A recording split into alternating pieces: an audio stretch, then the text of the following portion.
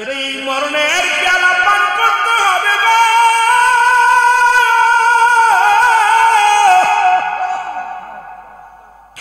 মরণ থেকে পালানোর কোনো জায়গা নাই, মরণ থেকে বাঁচার কোনো উপায় নাই। ওরে বাবা দিলের ঠান্ডা লাগা শুনে না।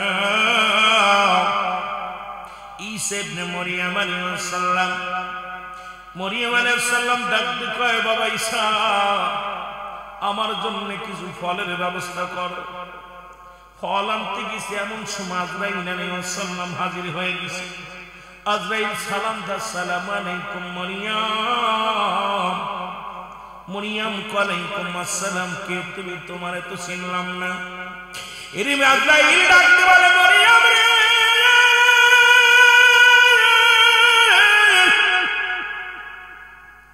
আমি আজরাইল, আমি আজরাইল। ও মরিয়ম, তোমার কাছে এসেছি, আমি আজরাইল। মরিয়ম আজরাইল রে, কেন আসছো? কাই কেন আসি আপনি বোঝেন না? আমি আজরাইল প্রতিটা ঈমানদারের কাছে আসি, একমাত্র ঈমানদারের কাছে আসি।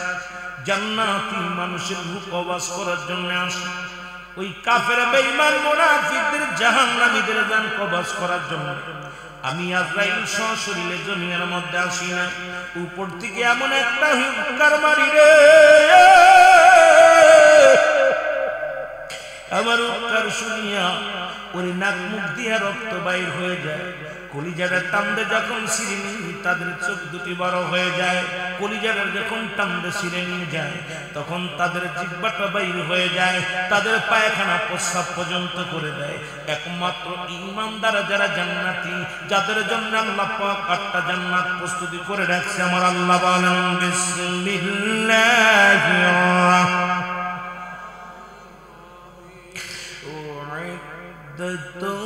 রহিম। আল্লাহ কয়, মুমিনদের জন্য, মুত্তাকিনদের জন্য আমি আল্লাহ প্রস্তুতি করে রাখছি, একটা নয়, দুটি নয়, 8টা জান্নাত। জোরে বলেন মারহাবা। আর একটু জোরে জোরে চিল্লায় বলো মারহাবা। এর আজরাইল আলাইহিস সালাম ডাকতে বলে, মরিয়ম,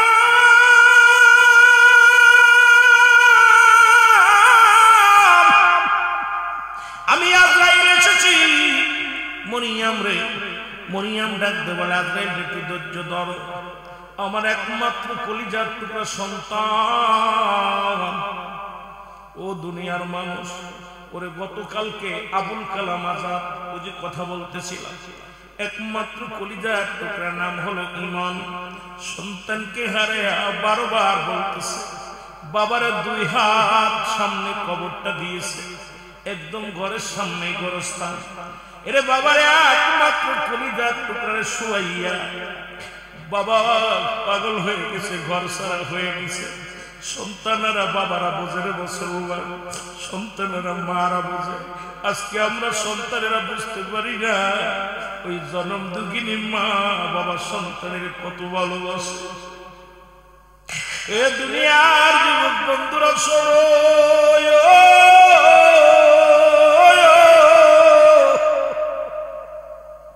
মরিয়ম ডাকতে বলে, আজরাইল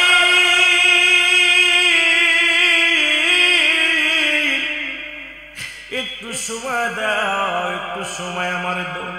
আমার কলিজার টুকরা ঈসা আলাইহিস সালাম আসবে, আমি আমার সন্তানকে একটু বুঝ দিব।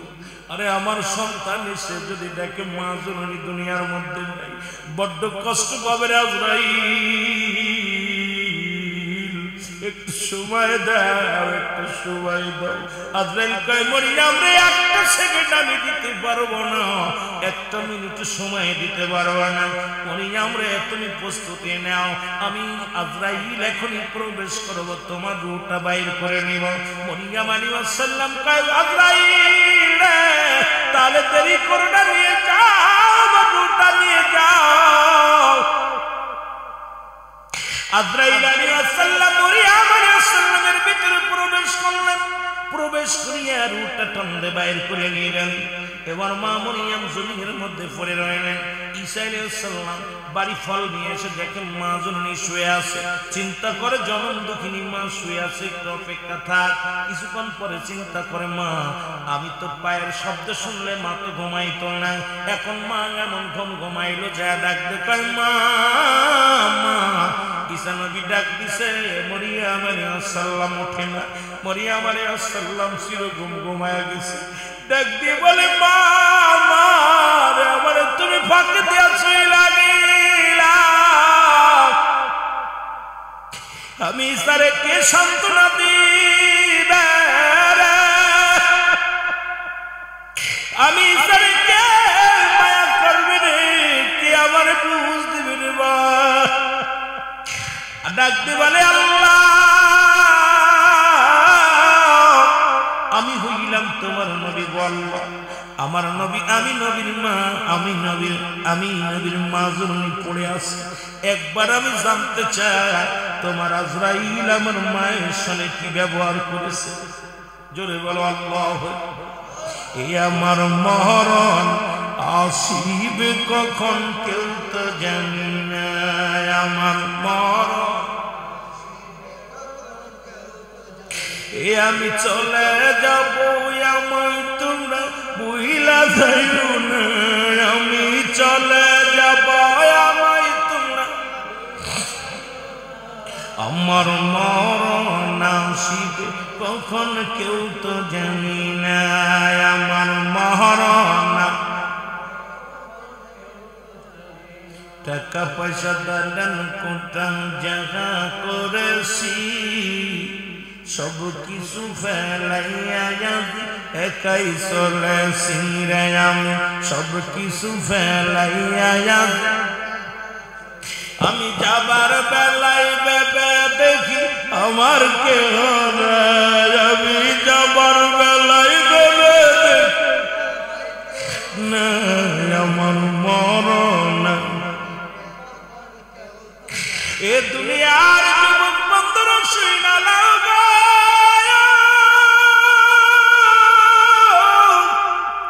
কার জন্য ঘুষ খাও, কার জন্য সুদ খাও, কার জন্য তুমি সম্পদের পাহাড় বানাইলা, কার জন্য অফিসে বইয়া ঘুষ লেনদেন করলা, কার জন্য পরের জমি ফাঁকি দিলারে মুসলমান, ওরে কার জন্য পরের মাথায় বাড়ি মারলাম, কার জন্য তুমি সম্পদ গড়লাম। এই দুনিয়ার মধ্যে সব পড়ে থাকবে, তুমি থাকবা না। ওরে মুসলমান এই সম্পদ খাবে লোকে, তোমার দেহ খাবে পোকে। একবার আমি বারবার মাহফিলে একটা কথাই বলি রে মুসলমান, আজকে তুমি বাড়ি গাড়ি করছো, সম্পদের পার করছো, এই সম্পদ পড়ে থাকবে, সম্পদ খাবে লোকে। ওই সম্পদ একদিন তোমার কাল হয়ে দাঁড়াবে, ওই সম্পদ গুলো বিক্রি করবে ছেলে মেয়ে, গাঁজা মদ খাবে। নবীর সাহাবী নাম হলো আব্দুল্লাহ আনসারী গো,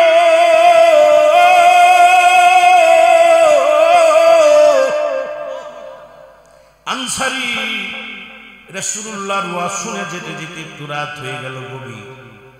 আনসারী বাড়ি গেলেন, সালাম দেয় বিবি, আসসালামু আলাইকুম বিবি। ওয়ালাইকুম আসসালাম প্রাণের স্বামী। আনসারী বলে বিবি রে, ও বিবি তুমি কেমন আছো? বলে ভালো।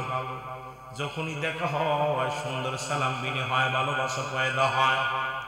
বিবি ডাকতে বলে স্বামী আপনার আজকে এত দেরি হলো কেন? স্বামী বলে বিবি রে আমার নবী ওয়াজ করছে, আজকে সুন্দর একটা ওয়াজ করছে, ওয়াজটা শুনি আসতে একটু দেরি হয়ে গেছে। বিবি ডাকতে পায় স্বামী রে কি ওয়াজ করছে একটু বলেন।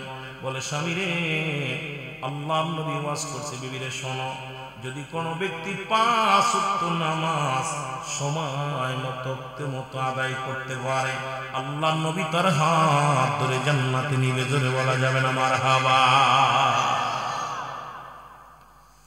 কি ওয়াজ করছে? নবীজি বলছে যে ব্যক্তি 5 ওয়াক্ত সালাত নামাজ সময় মতো আদায় করতে পারবে, আল্লাহ নবী কথা দিছে আমি হাত ধরে জান্নাতে নিব। সুবহানাল্লাহ। আরো জোরে। আমার ভাইরা, আমার বন্ধুরা, আমার বিবি ডাকতে বলে স্বামী, আমার প্রাণের স্বামী,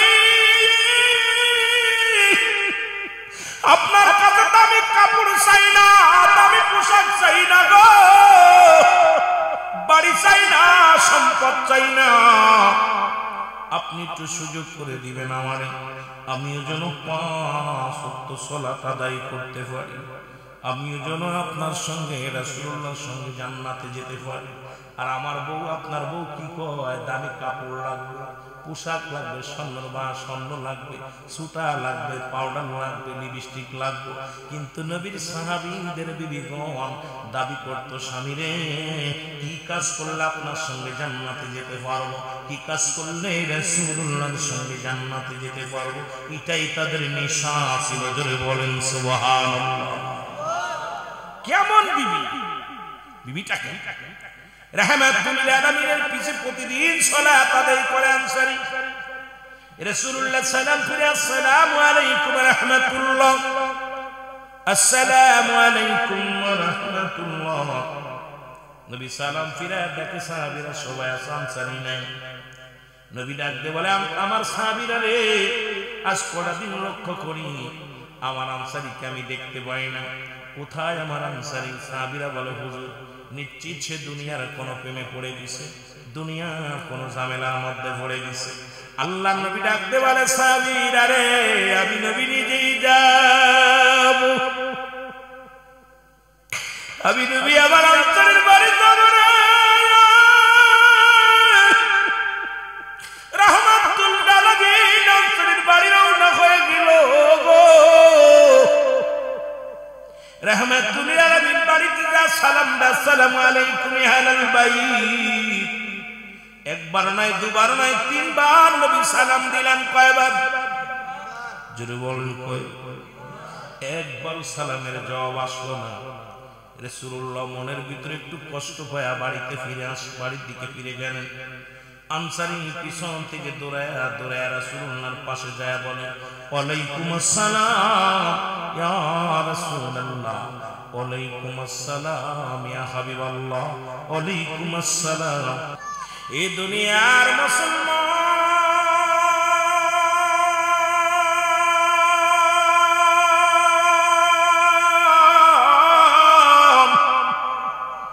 নবী ডাকতে বলে, আনসারী রে, তোমার 3 বার সালাম দিলাম গো,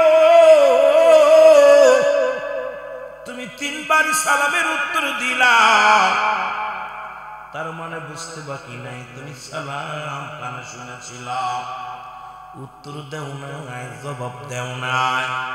আনসারী বলে, ইয়া রাসূলুল্লাহ, ইয়া হাবিবাল্লাহ, আমি কেন সালামের জবাব দিই না, এটার উত্তর আমি দিতে পারবো না নবী গো। একবার যদি আপনি আমার বাড়িতে যাইতেন নবী গো, কেন সালামের জবাব দিই না আপনি বুঝতে পারবেন। নবী কয়, চলো। এবার আনসারীর বাড়িতে নবীজি গেলেন, দরজা খুলে দিলেন। নবীজি যখন দরজা খোলা পাইলেন, রাসূলুল্লাহ ডাকে রে, ভিতরে বিশাল একটা গর্ত খোঁড়া গো। রহমতের নবী জিজ্ঞাসা, আনসারী রে, তোমার ঘরের মধ্যে এত বড় গর্ত কেন? আনসারী বলে, ইয়া রাসূলুল্লাহ, ইয়া হাবিবাল্লাহ, যখন আপনি আমাকে সালাম দিয়েছিলেন নবী গো, এই গর্তের মধ্যে আমি উলঙ্গ অবস্থায় বসেছিলাম নবী গো, পণ্যের ভিতরে কোনো কাপড় ছিল না, যে কারণে আপনার সালামের জবাব দিতে পারি নাই নবী গো। আল্লাহ নবী বলে, কি বলতে চাও তুমি বলো? বলে, নবী গো,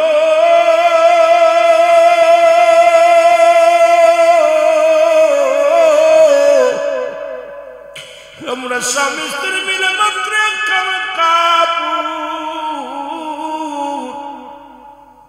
নবী গো, যেদিন আপনি ওয়াজ করলেন যে ব্যক্তি 5 ওয়াক্ত নামাজ জামাতের সাথে বা সমানত মতো আদায় করতে পারবে, নবী গো আপনি জান্নাতে নিবেন, হাত ধরিয়া নবী গো। তখন আমি এই ওয়াজটা বাড়ি এসে কই, আমার বিবি ডাকতে কয়, স্বামীরে আমাকে একটু সুযোগ দিবা, আমিও যেন সময় মতো নামাজটা আদায় করতে পারি। ইয়া রাসূলুল্লাহ, ইয়া হাবিবাল্লাহ, আমার স্বামী স্ত্রী মিলে দুইজন মিলে একটা কাপড়, যখন আমি আপনার পিছে নামাজের জন্য ছুটে যাই, আমার বিবি উলঙ্গ হয়ে গর্তের মধ্যে বয়া থাকে। আবার যখন ফিরে আসি নবী গো, আমি গর্তের মধ্যে ঢুইকা কাপড়টা খুইলা দিই, আমার বিবি ওই কাপড়টা পরে নামাজে দাঁড়ায় যায়। আপনি যখন সালাম দিয়েছিলেন নবী গো, আমার পণ্যের ভিতরে কোনো কাপড় ছিল না, আমার বিবি নামাজের মধ্যে ছিল, এই কারণে আমি সালামের জবাব নিতে পারি নাই। আল্লাহ নবী বলে, আনসারী রে তুমি কি শুনাইলা? আনসারী রে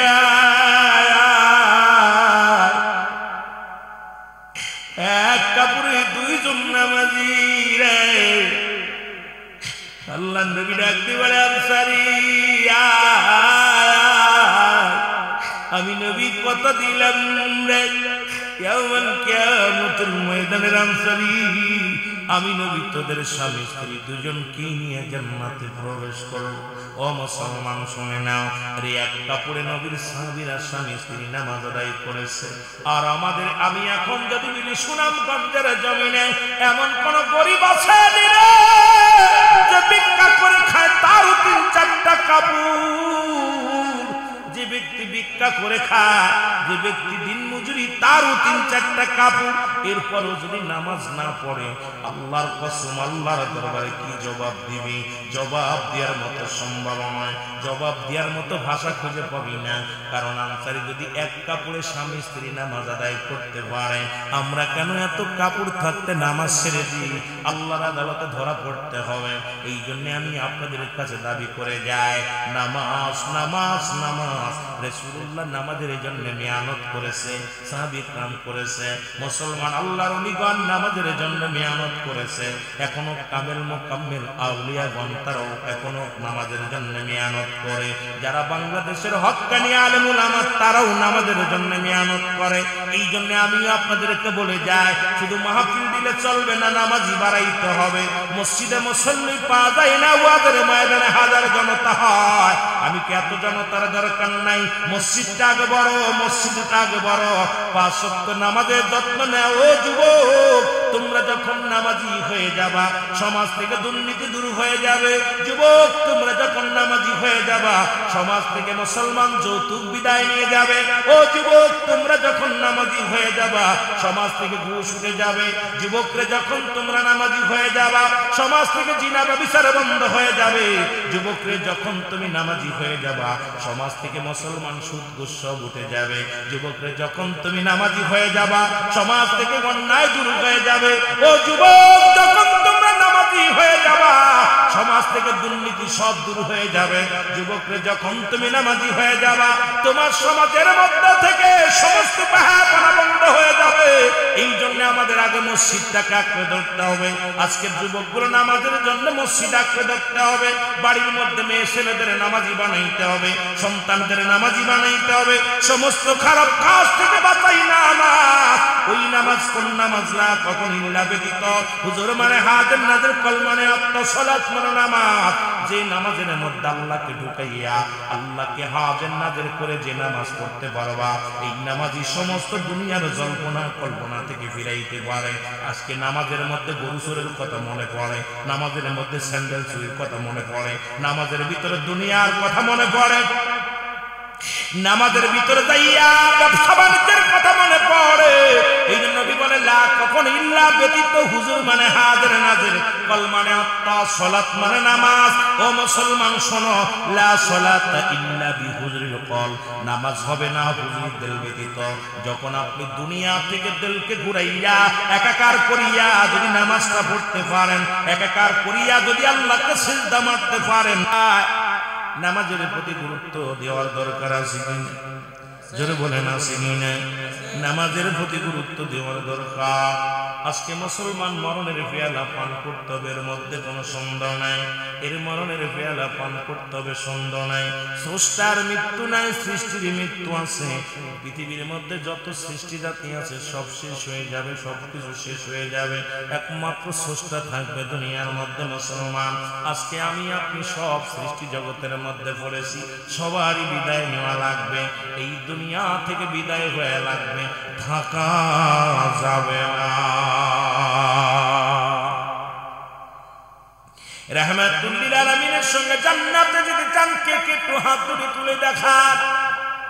নারে তাকবীর, নারে তাকবীর, নারে রিসালাত, নারে গাউসিয়া, সিলসিলায় ফুলতুলি, সিলসিলায় বদরপুরি, সিলসিলায় নকশবন্দি মুজাদ্দিদিয়া। জোরে জোরে চিল্লায় বলা যাবে না মারহাবা, আর একটু জোরে বলা যাবে না মারহাবা। ও দুনিয়ার মুসলমান শুনে নাও গো, যে কথাগুলো আমি বলি রাহমাতুল লিল আলামিন ডাকতে বলে সাহাবীরা গো,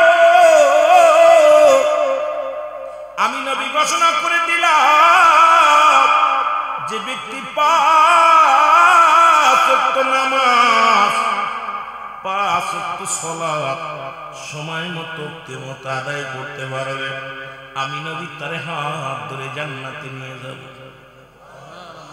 বাড়ি যে বলেন কষ্ট হচ্ছে, তাবারক আছে, সিডনি আছে না কি কয়, সিলেটের মানুষ কি কয়, সিডনি আছে, আমরা তো তাবারক বলি। সিডনি আছে, ব্যবস্থা করছে, গরু জবাই করছে, ইনশাআল্লাহ আল্লাহ বাঁচিয়ে রাখলে আপনারা খাইবেন, তাবারক করা আছে। কষ্ট হচ্ছে, আল্লাহু আকবার।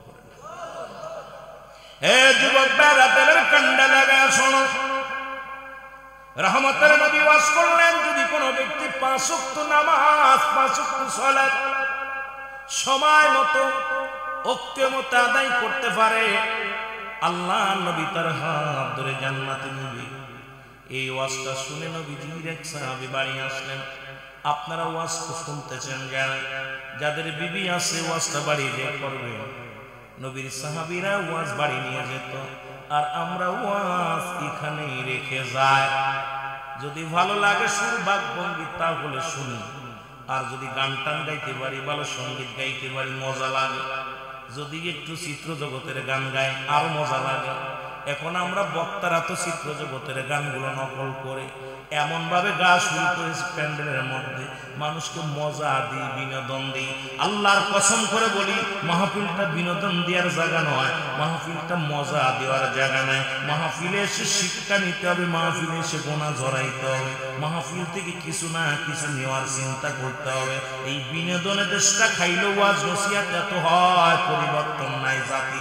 আজকে নামাজে লোক নাই, শ্রোতা নাই, হালাল করে বান্দার অভাব, কালে সুদ ঘুষ বাড়ছে, জিনার বিচার বাড়ছে। এর ওয়াজ যত হয় বক্তার পকেট তত ভারী হয়, বক্তাদেরই উপকার হয়, কিন্তু শ্রোতার কি উপকার হয় বুঝে আসে না।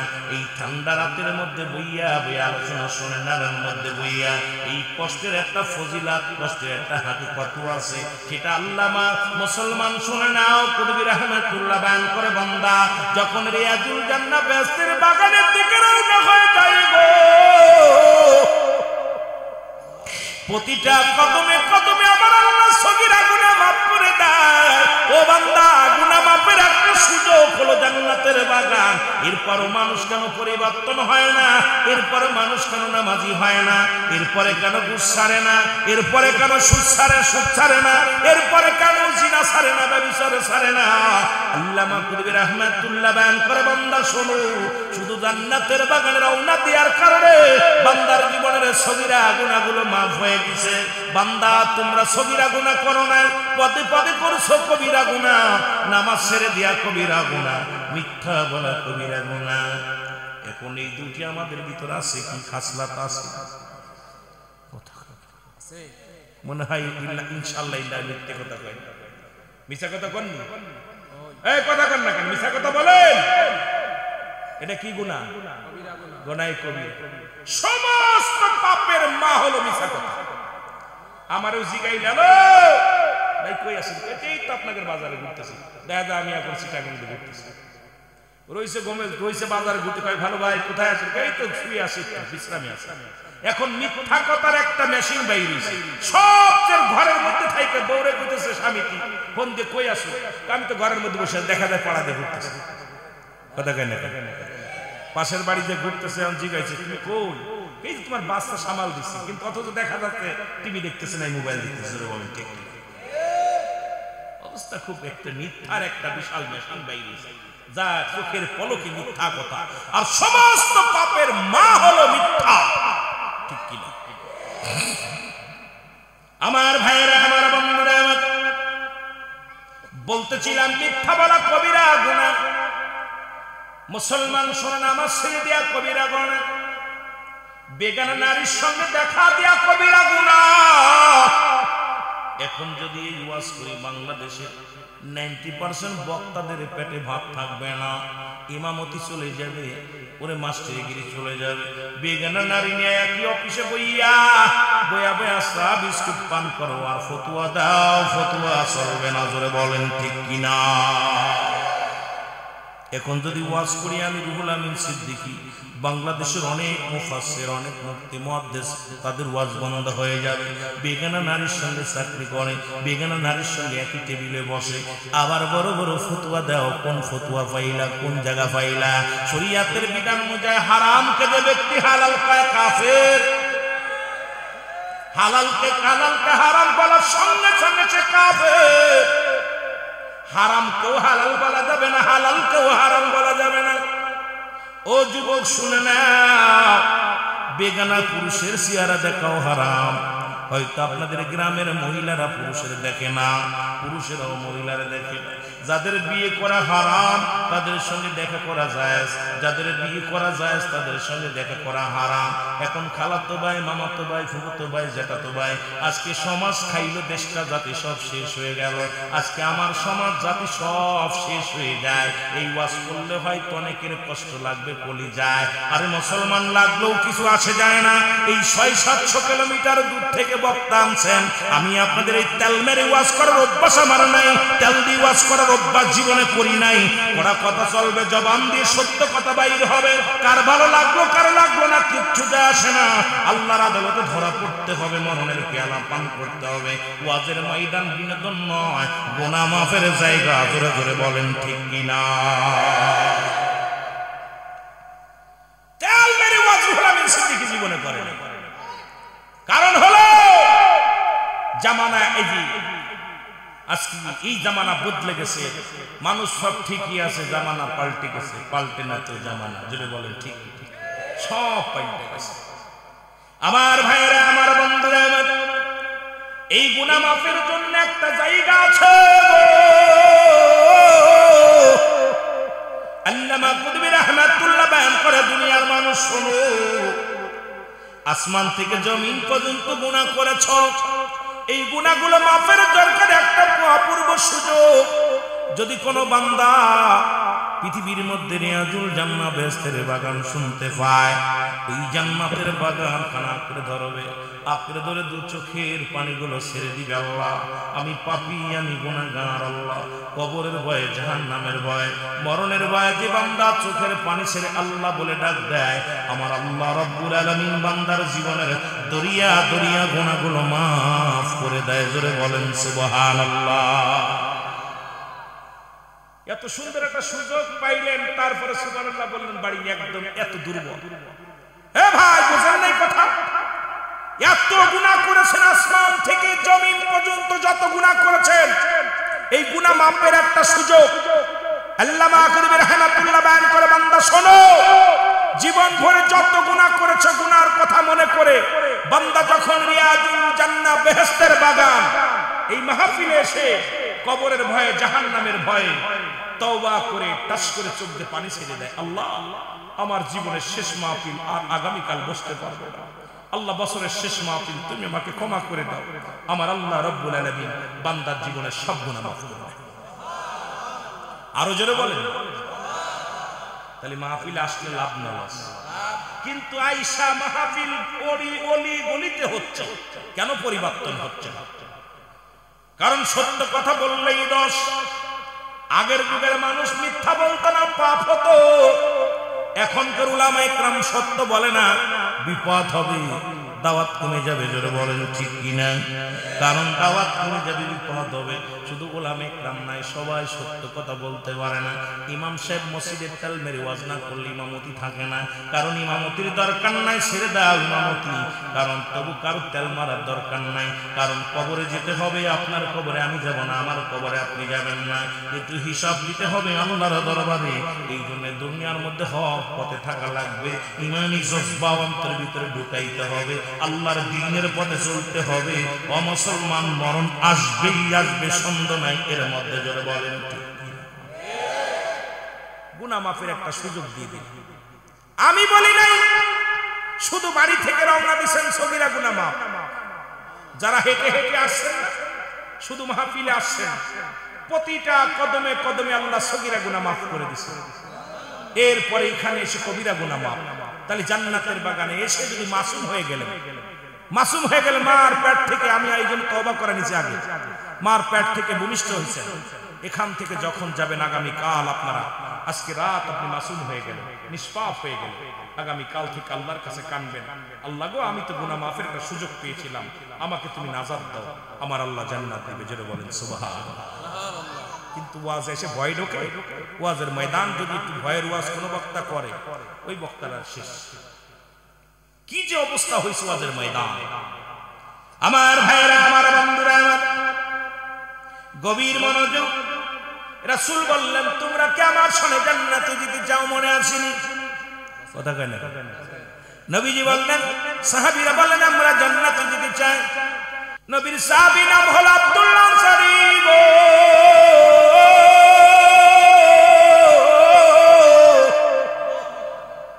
আনসারী রাসূলুল্লাহর ওয়াজ শুনে যেতে যেতে একটু রাত হয়ে গেল, গভীর।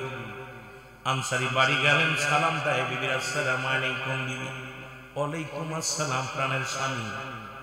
আনসারী বলে, বিবি রে, ও বিবি তুমি কেমন আছো? বলে ভালো। যখনই দেখা হয় সুন্দর সালাম বিনে হয়, ভালোবাসা পয়দা হয়। বিবি ডাকতে বলে, স্বামী আপনার আজকে এত দেরি হলো কেন? স্বামী বলে, বিবি রে আমার নবী ওয়াজ করছে, আজকে সুন্দর একটা ওয়াজ করছে, ওয়াজটা শুনি আসতে একটু দেরি হয়ে গেছে। বিবি ডাকতে কয়, স্বামী রে কি ওয়াজ করছে একটু বলেন। বলে, স্বামী রে আল্লাহর নবী ওয়াজ করছে। বিবি রে শোনো, যদি কোনো ব্যক্তি 5 ওয়াক্ত নামাজ সময় মতো আদায় করতে পারে, আল্লাহর নবী তার হাত ধরে জান্নাতে নিবে, জোরে বলা যাবে না মারহাবা। কি ওয়াজ করছে? নবীজি বলছে যে ব্যক্তি 5 ওয়াক্ত সালাত নামাজ সময় মতো আদায় করতে পারবে, আল্লাহর নবী কথা দিছে আমি হাত ধরে জান্নাতে নিব। সুবহানাল্লাহ। আরো জোরে। আমার ভাইরা, আমার বন্ধুরা, বিবি ডাকতে বলে, স্বামী আমার প্রাণের স্বামী, আপনার কাছে দামি কাপড় চাই না, দামি পোশাক চাই না গো, বাড়ি চাই না, সম্পদ চাই না, আপনি একটু সুযোগ করে দিবেন আমারে, আমিও যেন 5 ওয়াক্ত সালাত আদায় করতে পারি, আমিও যেন আপনার সঙ্গে রাসূলুল্লাহর সঙ্গে জান্নাতে যেতে পারি। আর আমার বউ, আপনার বউ কি কয়, দামি কাপড় লাগবে, পোশাক লাগবে, স্বর্ণ লাগবে, সুতা লাগবে, পাউডার লাগবে, লিপস্টিক লাগবে। কিন্তু নবীর সাহাবীদের বিবিগণ দাবি করত, স্বামী রে কি কাজ করলে আপনার সঙ্গে জান্নাতে যেতে পারবো, কি কাজ করলে রাসূলুল্লাহর সঙ্গে জান্নাতে যেতে পারবো, এটাই তাদের নেশা ছিল, জোরে বলেন সুবহানাল্লাহ। কেমন বিবি? বিবিটাকে রাহমাতুল লিল আলামিনের পিছে প্রতিদিন সালাত আদায় করে আনসারী। রাসূলুল্লাহ সালাম ফিরে, আসসালামু আলাইকুম ওয়া রাহমাতুল্লাহ, আসসালামু আলাইকুম ওয়া রাহমাতুল্লাহ। নবী সালাম ফিরে দেখে সাহাবীরা সবাই আছে, আনসারী নাই।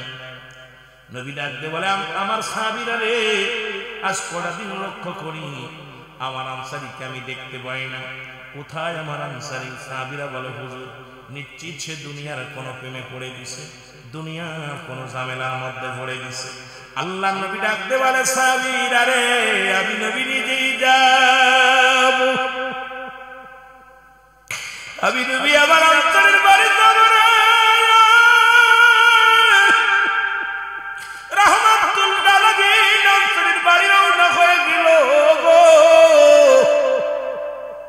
রাহমাতুল লিল আলামিন বাড়িতে যা সালাম দা, আসসালামু আলাইকুম আহলাল বাইত। একবার নয়, দুবার নয়, তিনবার নবী সালাম দিলেন। কয়বার? জোরে বলেন কয়? একবার সালামের জবাব আসলো না। রাসূলুল্লাহ মনের ভিতরে একটু কষ্ট পায়া বাড়িতে বাড়ির দিকে ফিরে গেলেন। আনসারী পিছন থেকে দৌড়ায়া দৌড়ায়া রাসূলুল্লাহর পাশে যায় বলে, ওয়ালাইকুম আসসালাম ইয়া রাসূলুল্লাহ, ওয়ালাইকুম আসসালাম ইয়া হাবিবাল্লাহ, ওয়ালাইকুম আসসালাম ইয়া রাহমাতাল লিল আলামিন। মদিনা যাইতে পারলাম না, মদিনা দেখতে পারলাম না, বল মদিনা যাইতে পারলাম না, মদিনা। বাবা গজল গাওয়ার সময় নাই, অনেক আলোচনা, দ্রুত কারণ কবর হাসরের দিকে চলে যাব, অনেক আলোচনা রয়েছে। এই জন্য আপনাদেরকে যেহেতু রাত হয়ে গেছে, মাঝে মাঝে একটু দুই একটা ছন্দ করিব, যা একেবারে না দিলে নয়।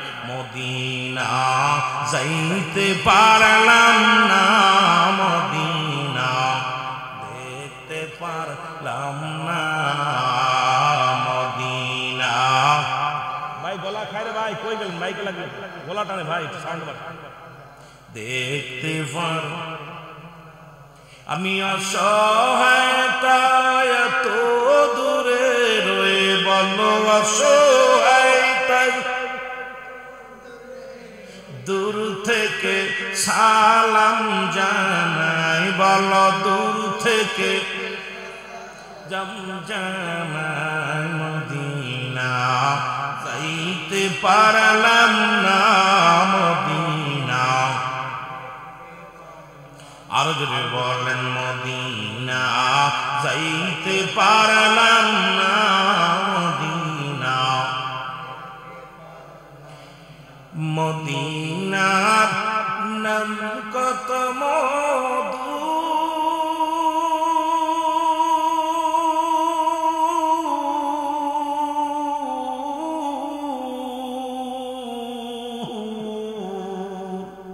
মদিনা আর যে কত দূর,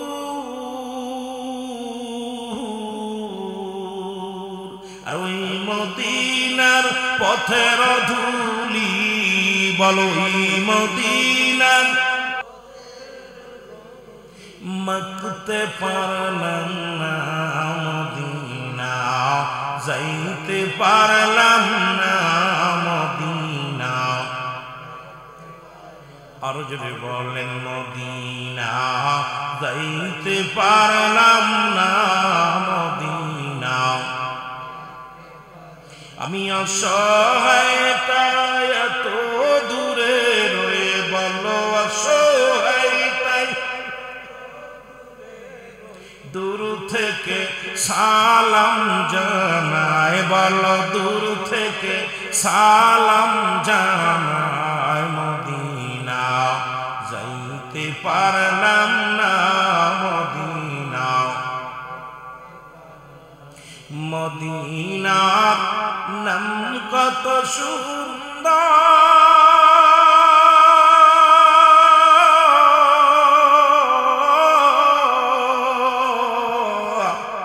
মদিনা কের সে অন্তর।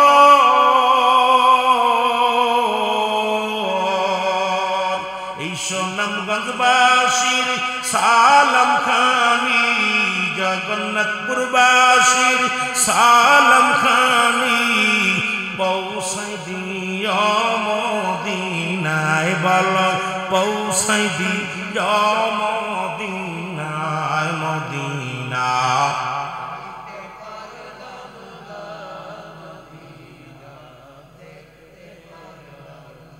বাইরে মদিনা যারা গেছে ফিরতে মন চায়, ডানে বামে তাকাইলে শুধু মন চায় তাকায় থাকে।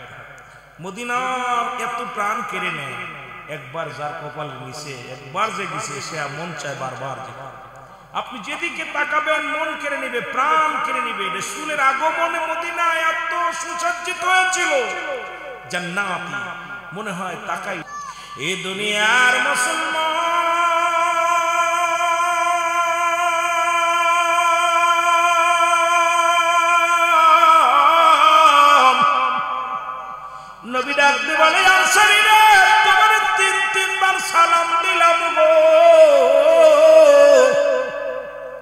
তিনবার সালামের উত্তর দিলাম, তার মানে বুঝতে বাকি নাই তুমি সালাম কানে শুনেছিল, উত্তর দেও নাই, জবাব দেও নাই।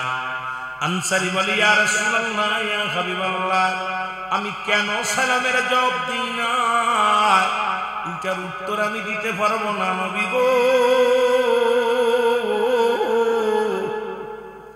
একবার যদি আপনি আমার বাড়িতে যাইতেন নবী গো, কেন সালামের জবাব দিই না আপনি বুঝতে পারবেন। নবী কয় চলো।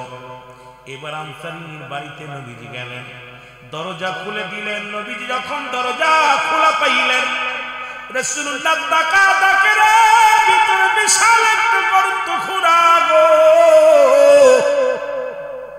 রহমতের নবীজি আনসারী রে, তোমার ঘরের মধ্যে এত বড় গর্ত কেন?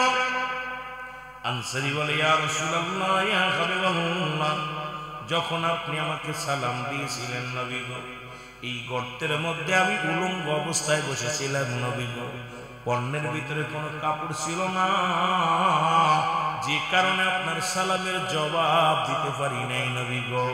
আল্লাহর নবী বলে কি বলতে চাও তুমি বলো। বলে নবী গো,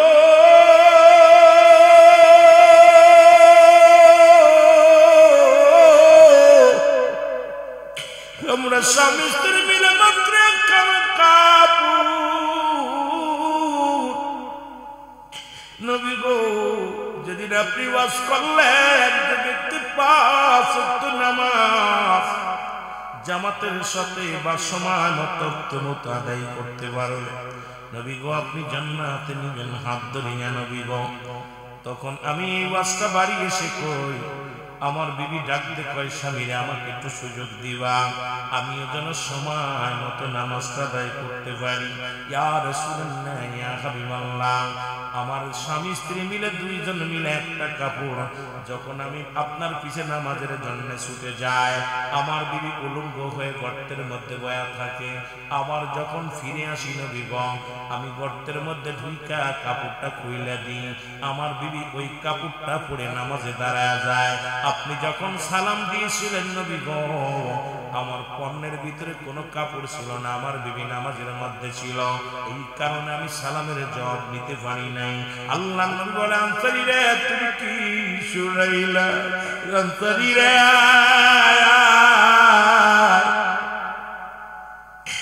এক কাপড়ে 2 জন নামাজি রে। আল্লাহ নবী ডাকতে বলে আনসারী, আমি নবী কথা দিলাম রে, ইয়াউমাল কিয়ামতের ময়দানের আনসারী, আমি নবী তোদের স্বামী স্ত্রী 2 জনকে নিয়ে জান্নাতে প্রবেশ করব। ও মুসলমান শুনে নাও, রে এক কাপড়ে নবীর সাহাবীরা স্বামী স্ত্রী নামাজ আদায় করেছে। আর আমি এখন যদি বলি সুনামগঞ্জের জমিনে এমন কোন গরিব আছে যে ভিক্ষা করে খায়, তারও 3-4টা কাপড়। যে ব্যক্তি ভিক্ষা করে খায়, যে ব্যক্তি দিন মজুরি, তারও 3-4টা কাপড়। এরপরও যদি নামাজ না পড়ে, আল্লাহর কসম আল্লাহর দরবারে কি জবাব দিবি? জবাব দেওয়ার মতো সম্ভব নয়, জবাব দেওয়ার মতো ভাষা খুঁজে পাবি না। কারণ আনসারী যদি এক কাপড়ে স্বামী স্ত্রী নামাজ আদায় করতে পারে, আমরা কেন এত কাপড় থাকতে নামাজ ছেড়ে দিই? আল্লাহর আদালতে ধরা পড়তে হবে। এই জন্য আমি আপনাদের কাছে দাবি করে যাই, নামাজ নামাজ নামাজ। রাসূলুল্লাহ নামাজের জন্য মেহনত করেছে, সাহাবী کرام করেছে, মুসলমান আল্লাহর ওলিগণ নামাজের জন্য মেহনত করেছে। এখনো কামেল মুকাম্মিল আউলিয়াগণ তারাও এখনো নামাজের জন্য মেহনত করে। যারা বাংলাদেশের হক্কানি আলেম উলামা তারাও নামাজের জন্য মেহনত করে। এই জন্য আমি আপনাদেরকে বলে যাই, শুধু মাহফিল দিলে চলবে না, নামাজি বাড়াইতে হবে। মসজিদে মুসল্লি পাওয়া যায় না, ওয়াজের ময়দানে হাজার জনতা হয়। আমি কি এত জনতার দরকার নাই? মসজিদটা আগে বড়, মসজিদটা আগে বড়। 5 ওয়াক্ত নামাজের যত্ন নাও ও যুবক। তোমরা যখন নামাজি হয়ে যাবা, সমাজ থেকে দুর্নীতি দূর হয়ে যাবে। যুবক, তোমরা যখন নামাজি হয়ে যাবা, সমাজ থেকে মুসলমান যৌতুক বিদায় নিয়ে যাবে। ও যুবক, তোমরা যখন নামাজি হয়ে যাবা, সমাজ থেকে ঘুষ উঠে যাবে। যুবকরে যখন তোমরা নামাজি হয়ে যাবা, সমাজ থেকে জিনা ব্যভিচার বন্ধ হয়ে যাবে। যুবকরে যখন তুমি নামাজি হয়ে যাবা, সমাজ থেকে মুসলমান সুদ ঘুষ সব উঠে যাবে। যুবকরে যখন তুমি নামাজি হয়ে যাবা, সমাজ থেকে অন্যায় দূর হয়ে যাবে। ও যুবক, যখন তোমরা নামাজি হয়ে যাবা, সমাজ থেকে দুর্নীতি সব দূর হয়ে যাবে। যুবকরে যখন তুমি নামাজি হয়ে যাবা, তোমার সমাজের মধ্যে থেকে সমস্ত পাহাড় বন্ধ হয়ে যাবে। এই জন্য আমাদের আগে মসজিদটাকে আঁকড়ে ধরতে হবে। আজকের যুবকগুলো নামাজের জন্য মসজিদ আঁকড়ে ধরতে হবে। বাড়ির মধ্যে মেয়ে ছেলেদের নামাজি বানাইতে হবে, সন্তানদের নামাজি বানাইতে হবে। সমস্ত খারাপ কাজ থেকে বাঁচাই নামাজ। ওই নামাজ কোন নামাজ না, কখন ইল্লা ব্যতীত হুজুর মানে হাজের নাজের কল মানে আত্মসালাত মানে নামাজ। যে নামাজের মধ্যে আল্লাহকে ঢুকাইয়া আল্লাহকে হাজের নাজের করে যে নামাজ পড়তে পারবা, এই নামাজই সমস্ত দুনিয়ার জল্পনা কল্পনা থেকে ফিরাইতে পারে। আজকে নামাজের মধ্যে গরু চোরের কথা মনে পড়ে, নামাজের মধ্যে স্যান্ডেল চুরির কথা মনে পড়ে, নামাজের ভিতরে দুনিয়ার কথা মনে পড়ে, নামাজের ভিতরে যাইয়া ব্যবসা বাণিজ্যের কথা মনে পড়ে। এই জন্য নবী বলে লা কখন ইল্লা ব্যতীত হুজুর মানে হাজির নাজির, কল মানে আত্মা, সালাত মানে নামাজ। ও মুসলমান শোনো, লা সালাতা ইল্লা বিহুজুরিল কল, নামাজ হবে না হুজুর দিল ব্যতীত। যখন আপনি দুনিয়া থেকে দিলকে ঘুরাইয়া একাকার করিয়া যদি নামাজটা পড়তে পারেন, একাকার করিয়া যদি আল্লাহকে সিজদা মারতে পারেন করতে, এই নামাজই পারবে সমাজকে বাঁচাইতে। আজকে নামাজি বাড়ছে, ঘুষখোর বাড়ছে, কপালে দাগ পড়ে গেছে, মিথ্যা মামলার সাক্ষী দেয়, নামাজ পড়িয়া পরের ফসল খাওয়ায়, নামাজ পড়ে অন্যায় করে, নামাজ পড়ে বুড়ো এখন নাতিরে বিয়ে করতে চায়। তার মানে হুজুরের দিলে নামাজ নাই, নামাজ হচ্ছে নিজের দিলে। জোরে জোরে বলেন ঠিক কিনা?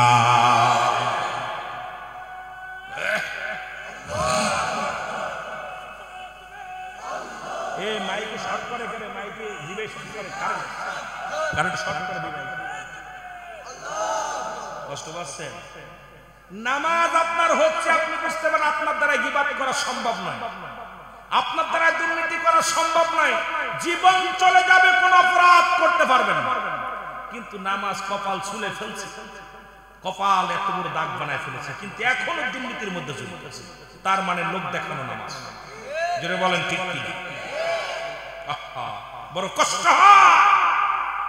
নামাজের ভিতরে দুনিয়া জল্পনা কল্পনা ঢুকে গেছে, ওই নামাজে আপনাকে ফিরাইতে শুধু শুধু কষ্ট করতেছে, শুধু শুধু সিজদা মারতেছে। এই জন্য নামাজ যে গাছে ফল ধরে গাছটা নুয়ে যায়। নামাজ যখন কবুল হয়ে যাবে, আপনার দ্বারাই দুনিয়ার আয়সা কথা, বাজে কথা, চলা চলতি, উঠা বসা সব পরিবর্তন। বুড়া হয়ে গেছে, এখন হাত ধরে কায় নাতিরে কাটে বসে দেবো, কত বড় বিয়া, কত বড় গুনাহ করলো, এখনো মনের খায়াজ মেটে নাই। শয়তানের সোসাইটি, এদের চরিত্র কবে পরিবর্তন হবে? জোরে বলেন ঠিক কিনা? আরো জোরে বলেন ঠিক কিনা? কষ্ট হয় আপনাদের? কষ্ট হয়? রাসূলুল্লাহ সাহাবীরা যদি এক কাপড়ে নামাজ আদায় করতে পারে, আমরা সেই নামাজের প্রতি যত্ন নাই। আল্লাহর কসম করে বলি, আগে থেকে ওয়াজ শুনেছি, আমি ছোটবেলা ওয়াজ শুনেছি, এক সপ্তাহ এক মাস দিলের ভিতরে ওয়াজটা লাগছে ঠাস ঠাস করে। এখন ওয়াজে গেলে হুজুরের ওই গানগুলো খালি মনে পড়ে। কত সুন্দর গান গাইছে, জরিনার গান, বেদের মেয়ের গান, আর কত পল্লী গীতি, এত গান গান আর গান। তোর সিনেমার গান গাইতে হবে নকল করে, কোন বাঁচা এগুলো মানুষের কালচার চরিত্র। আমি সুন্নি আলেমদেরকে বলবো, এত সুন্দর সুন্দর নাত আছে, হাম আছে, এত সুন্দর প্রাণ জোড়ানো কবিতা আছে, যেগুলো জামাত ছেলেরা, আমার পরিচালক দুইটা আবৃত্তি করলো, আর একটা ভাই গাইলো। এগুলো গাও কোথায়? ওই কোন জরিনা গাইছে সেই জরিনা। তোরা কি চিত্র জগৎ নিয়ে পড়ে থাকিস? আর এইটার জন্য এখন ওই বাতিলটা সুযোগ পেয়েছে, সুন্নিরা খালি গান আর গান, গান আর গান। কি একটা বিপদে যে আছে, যেটা বলেন ঠিক কিনা? এগুলো খুব কষ্ট হয়। তবে সিলেটের জমিনে এগুলো চলবে না। সিলেটের জমি, এই জমিনে অসংখ্য অলির দেশ। এদেশে আসলে ওয়াজ করলে একটু দয়া করে হিসাব করে করবে। যেটা বলেন ঠিক কিনা? ঠিক কিনা? মাঝে মাঝে খুব কষ্ট হয়, মাঝে মাঝে এত কষ্ট হয়। এই গানগুলো পায় কই, আর এই গানগুলো শুনে কোন সময়? কথা বুঝলেন? রাগ করতেছেন? আমি একটু কষ্ট পাই সেদিন মাঝে মাঝে। গতকাল এক বক্তার লোক ওয়াজ করছে, আল্লাহর রাস্তায় 45 মিনিট জিকির আর ওই বেদের মেয়ের গান গেয়ে কাটাবে।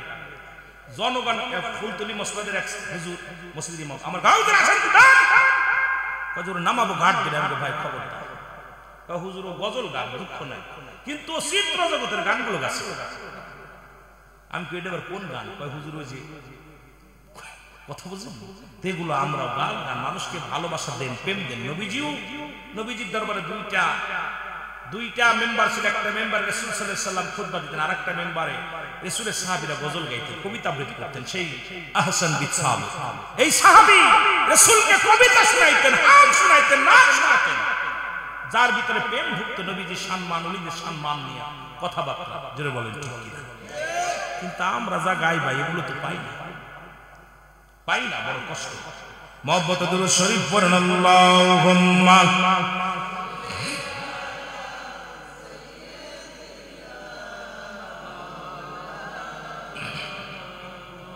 ওয়ালায়ালি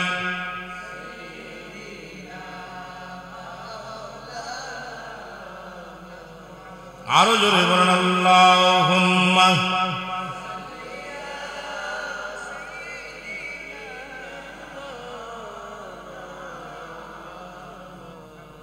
এ দুনিয়ার মুসলমান,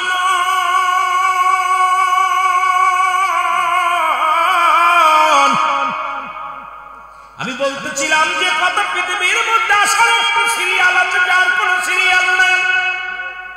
আমার মেয়ে আলোচনায় চলে যায়, যেহেতু আপনাদের মূল্যবান সময় নষ্ট করব না। মানুষের মৃত্যু হয় দুইটা, ঠিক মরণের কথা বলতে গেলে আল্লাহ মুফতি আমজাদ আলী সাহেব একটা কিতাব লিখলেন, কিতাবের নাম বারে শরিয়াত।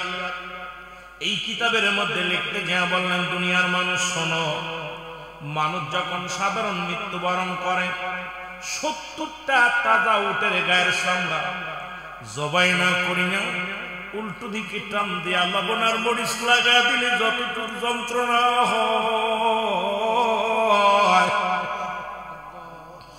এর চাইতে 70 গুণ যন্ত্রণা একটা সাধারণ মৃত্যু। ও যুবক বাবারা শুনে নাও, এর এই মরণের পেয়ালা পান করতে হবে গো।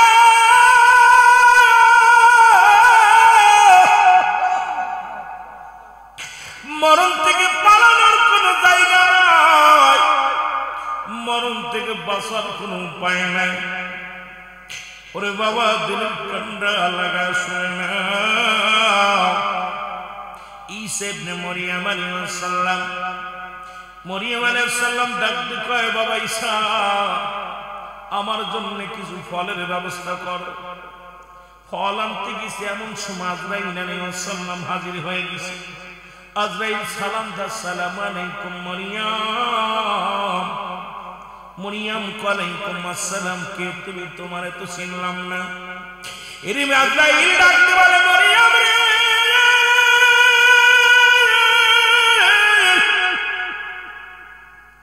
আমি আজরাইল, আমি আজরাইল। ও মরিয়ম, তোমার কাছে এসেছি, আমি আজরাইল। মরিয়ম আজরাইল রে, কেন আসছো? কই কেন আসি আপনি বোঝেন না? আমি আজরাইল প্রতিটা ইমানদারের কাছে আসি, একমাত্র ইমানদারের কাছে আসি। জান্নাতি মানুষের রূপ কবাস করার জন্য আসি। ওই কাফের বেঈমান মুনাফিকদের জাহান্নামীদের জান কবাস করার জন্য আমি আজরাইল সশরীরে দুনিয়ার মধ্যে আসি না। উপর থেকে এমন একটা হুঙ্কার মারি রে, আমার হুঙ্কার শুনিয়া ওই নাক মুখ দিয়া রক্ত বাইর হয়ে যায়। কলিজাটা টানতে যখন ছিঁড়ে নিয়ে তাদের চোখ দুটি বড় হয়ে যায়। কলিজাটা যখন টানতে ছিঁড়ে নিয়ে যায় তখন তাদের জিহ্বাটা বাইর হয়ে যায়, তাদের পায়খানা প্রস্রাব পর্যন্ত করে দেয়। একমাত্র ঈমানদার যারা জান্নাতি, যাদের জন্য আল্লাহ পাক 8টা জান্নাত প্রস্তুতি করে রাখছে। আমার আল্লাহ বলেন, বিসমিল্লাহির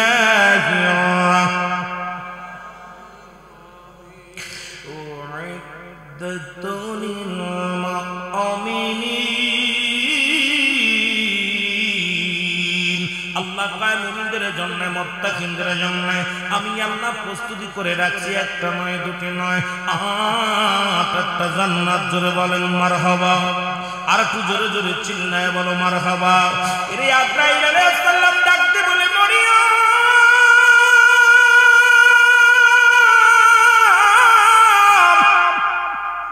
আমি আজরাইল এসেছি। মরিয়াম রে, মরিয়াম ডাকতে বলে আজরাইল একটু ধৈর্য ধরো, আমার একমাত্র কলিজার টুকরা সন্তান।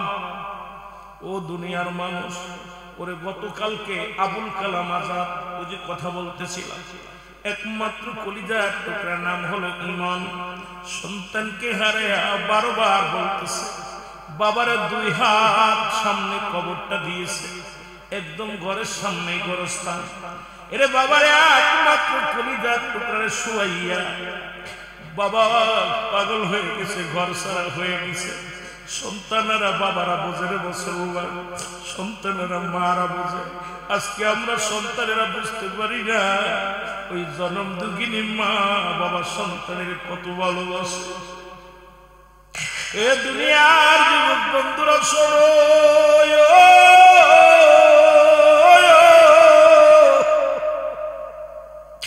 মরিয়াম ডাকতে বলে আজরাইল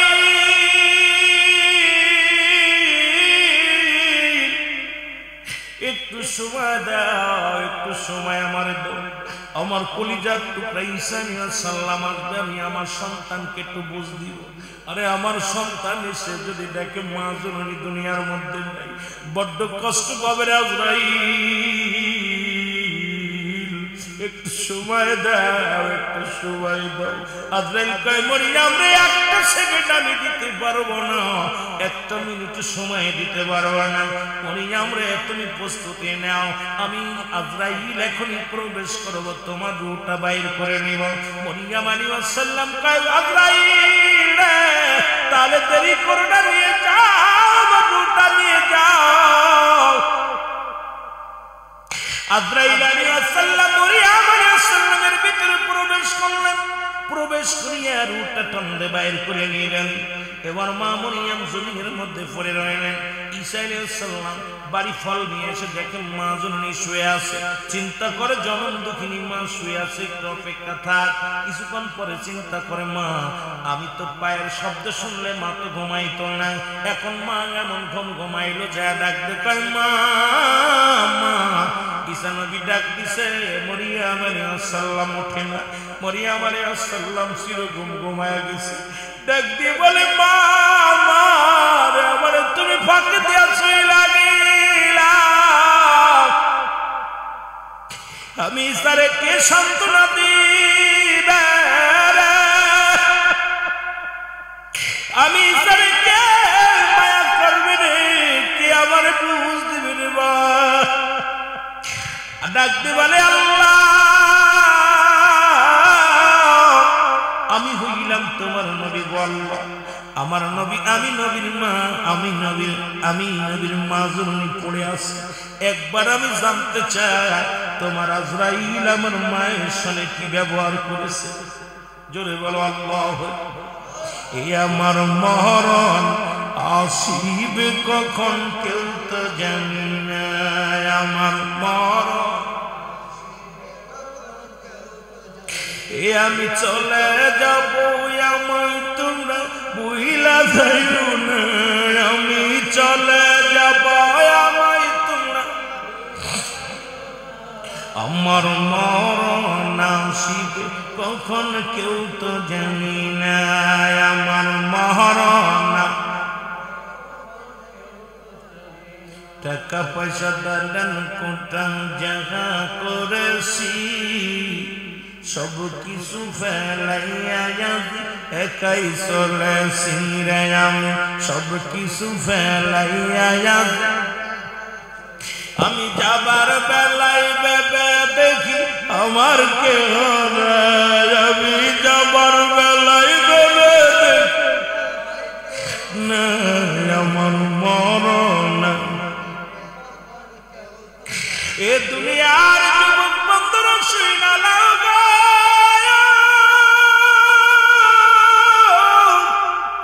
কার জন্য ঘুষ খাও, কার জন্য সুদ খাও, কার জন্য তুমি সম্পদের পাহাড় বানাইলা, কার জন্য অফিসে বইয়া ঘুষ লেনদেন করলা, কার জন্য পরের জমি ফাঁকি দিলা রে মুসলমান। ওরে কার জন্য পরের মাথায় বাড়ি মারলাম, কার জন্য তুমি সম্পদ করলাম, এই দুনিয়ার মধ্যে সব পড়ে থাকবে, তুমি থাকবে না। ওরে মুসলমান, এই সম্পদ খাবে লোকে, তোমার দেহ খাবে পোকে। একবার আমি বারবার মাহফিলে একটা কথাই বলি রে মুসলমান, আজকে তুমি বাড়ি গাড়ি করছো, সম্পদের পার করছো, এই সম্পদ পড়ে থাকবে, সম্পদ খাবে লোকে। ওই সম্পদ একদিন তোমার কাল হয়ে দাঁড়াবে। ওই সম্পদ গুলো বিক্রি করবে, ছেলে মেয়ে গাঁজা মদ খাবে, ছেলে মেয়েরা নষ্ট হয়ে যাবে। এই সম্পদ খাবে লোকে, তোমার দেহ খাবে পোকে। জোরে বলেন ঠিক? তোমার দেহ কানা পোকে পোকা মাকড়ে খেয়ে ফেলবে যুবক। ও যুবক শুনে নাও, এই জন্য বলতেছিলাম দুরুদ মুসলমান গভীর মনোযোগ। আল্লাহ কয় কুল্লু মান আলাইহা ফান। ও দুনিয়ার মুসলমান শোনো, আল্লাহ কয় বান্দার এই জমিনের মধ্যে আমি কিছু বলতে কিচ্ছু রাখবো না, সবকিছু আমি চূর্ণ বিচ্ছিন্ন করে দিব।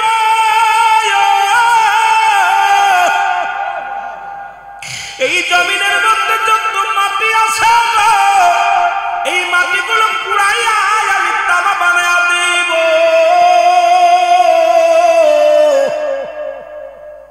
এর সুনামগঞ্জবাসী একসময় পানির নিচেই ছিলেন আপনারা। যেখানে আমি এসেছিলাম, একবার ত্রাণ দিতে এসেছিলাম এই সুনামগঞ্জের জমি, এসে দেখেছিলাম মানুষ ঘরের বড় বড় টাকাওয়ালা বাড়িওয়ালারা ওই পানির নিচে লামাগাজির মধ্যে রে মুসলমান। আমি গুনাহগারের সেই বড় কষ্ট পেয়েছিলাম, 3-4টা লাশ পেয়েছিলাম। এই লাশের মধ্যে দেখেছিলাম কলার ভ্যার মধ্যে 2টা কলা গাছের উপরে লাশ শোয়া, লাশের মধ্যে লিখে দিয়েছে যদি কোন হৃদয়বান মানুষ হন আমার বাবাজানকে একটু মাটিতে দাফন করে দিবে।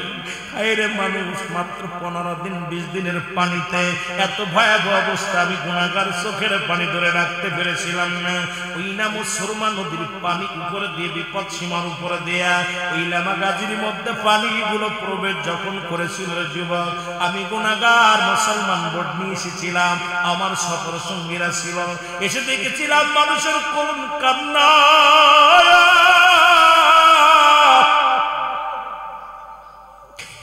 আরে যারে ত্রাণের বোতল দি, পানির বোতল দি, ডাকতে বলে ভাইজান টাকার অভাব নাই রে, টাকার অভাব নাই। লন্ডনে থাকে, ঘরের মধ্যে কিচ্ছু বাইর করতে পারি না। আজ 3টা দিন অনাহারে, যখন ওই টোস্ট বিস্কুট চিরার টুকরাগুলো হাতের মধ্যে দিয়েছিল, মনে হলো আকাশের চাঁদ যেন তাদের হাতে পড়েছিল রে বাবা। ওরে মুসলমান, এমন বিপদ দিয়ে আপনাদেরকে পরীক্ষা করেছে আমার আল্লাহ, এরপরেও যদি সচেতন না হয় রে ও যুবক শুনে নাও, আমি মনে করি কপাল খারাপ। জোরে জোরে চিল্লায় বলেন ঠিক কিনা? আর একটু জোরে জোরে চিল্লায় বলা যাবে না ঠিক কিনা? আল্লাহ বলে দুনিয়ার মানুষ শুইনা লাও গো, এই জমিনের যত পানি আছে পানিগুলো পুড়ে ছাই হয়ে যাবে। যেদিন কিচ্ছু বলতে কিচ্ছু থাকবে না, সেদিন থাকবে শুধু আমার আল্লাহ। আল্লাহ কয় বান্দারে, যেদিন সব কিছু চূর্ণ বিচ্ছিন্ন হয়ে যাবে সেদিন থাকবো শুধু আমি আল্লাহ। মাটিগুলো পুড়ে হবে তামা, এই জমিনের পানিগুলো পুড়ে হয়ে যাবে ছাই। যেদিন কিচ্ছু বলতে কিচ্ছু থাকবে না, থাকবে শুধু আমার আল্লাহ। আল্লাহ কয় বান্দা, সেদিন থাকবো আমার নবীর ভালোবাসা নিয়া, আর সেই নবী আছে উম্মতের কল্যাণের জন্য। নবী কয় হায়াতি খায়রুল লাকুম, আমার নবী কয় উম্মতিরা রে, আমি নবীর হায়াতের জিন্দেগিটা আমি নবী দুনিয়ার মধ্যে আগমন করেছি আমার উম্মতের কল্যাণের জন্য। কারণ উম্মতের সঙ্গে কথাবার্তা বলতে পেরেছি, উম্মতের সঙ্গে চলাফেরা করেছি, উম্মতের সঙ্গে সংসার ধর্ম কেমনে করতে গুলো করেছি। আমার নবী কয় উম্মতিরা রে, আমি নবী দুনিয়ার মধ্যে আগমন করেছি উম্মতের কল্যাণের জন্য। আবার নবী দুনিয়া থেকে বিদায় হয়ে গেছে, আমার দেশের অনেক ভাইরা কয় নবী মারা গেছে রে মুসলমান। নবী কয় না না, শুনে নাও, ওফাতি খায়রুল লাকুম, আমার ওফাতটাও হলো উম্মতের জন্য কল্যাণ স্বরূপ। কারণ পৃথিবী থেকে বিদায় নিছে আমি নবী উম্মতের কল্যাণের জন্য। আমার উম্মতিরা শোনো,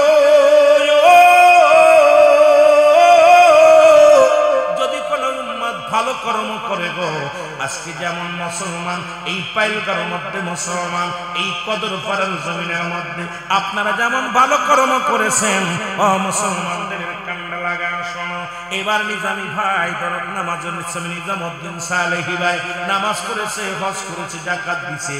আমার আল্লাহর দরবারে নবী আল্লাহ ওই লামা গাজীর জমিনে আল্লাহ পাইলগার মধ্যে আল্লাহ কদরপাড়ার মধ্যে অমুক ব্যক্তি নামাজ রোজা হজ যাকাত করেছে, আমি প্রশংসা করি তোমার দরবারে। আবার যদি কোন উম্মত গুনাহের কাজ করে গো নবী কয় উম্মতিরা রে, আমি নবীর সঙ্গে সঙ্গে আমি আল্লাহর দরবারে ইস্তেগফার করি, ক্ষমা চাই, আল্লাহ আমাকে তুমি মাফ করে দাও। সেই নবীর উম্মত আমি মাঝে মাঝে কথাটা বারবার বলবার স্মরণ করে দিই। অন্যায় করে ছেলে মাফ চায় বাবায়, অন্যায় করে গ্রামের ছেলে মাফ চাই চেয়ারম্যান মেম্বার যাইয়া, এমন নবীর উম্মত হইলাম। ভুল করি আমি ক্ষমা চাই মায়ার নবী, জোরে জোরে চিল্লায় বলা যাবে না সুবহানাল্লাহ। কত মজার বিষয়, রাসূলের ভালোবাসার মধ্যে ডুব দিলে। অন্যায় করতেছেন আপনি, ছেলে বাবায় যে গোপন ভাইজান ছেলেটা তো অন্যায় করে ফেলেছে ভাইজান মাফ করুন। বাবায় যখন না পারে বাবা দৌড়ে যায় চেয়ারম্যান মেম্বার কাছে, চেয়ারম্যান সাহেব মেম্বার সাহেব বিপদ, ছেলে তো অন্যায় করে ফেলেছে। চেয়ারম্যান গভীর রাত্রে যে মেম্বার যে মাফ চাই ভাইজান আমার পাড়া ছেলেটা অন্যায় করেছে, মাফ করে দাও।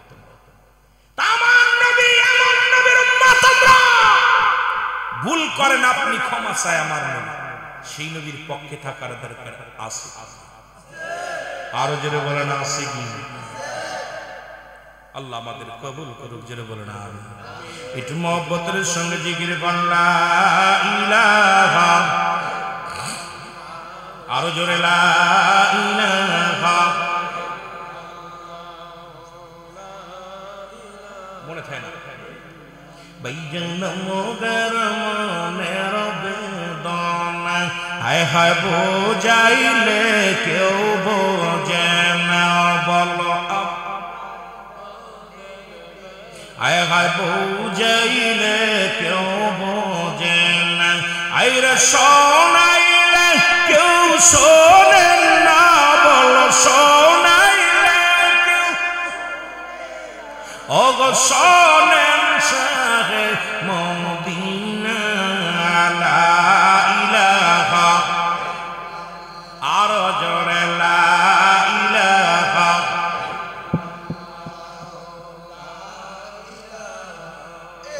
আরো জোরে লা ইলাহা, আলা ইলাহা মুহাম্মাদুর। তুমি কাউকে বানাইলা খলিলুল্লাহ, তুমি কাউকে বানাইলা রূহুল্লাহ, বলো কাউকে বানাইলা খলিলুল্লাহ, তুমি কাউকে বানাইলা এর নূর মুহাম্মদ সাল্লাল্লাহ, বলো নূর মুহাম্মদ। ও লা ইলাহা ইল্লাল্লাহ, বলো লা ইলাহা, লা ইলাহা মুহাম্মাদুর সাল্লাল্লাহু আলাইহি ওয়াসাল্লাম। এ দুনিয়ার মুসলমান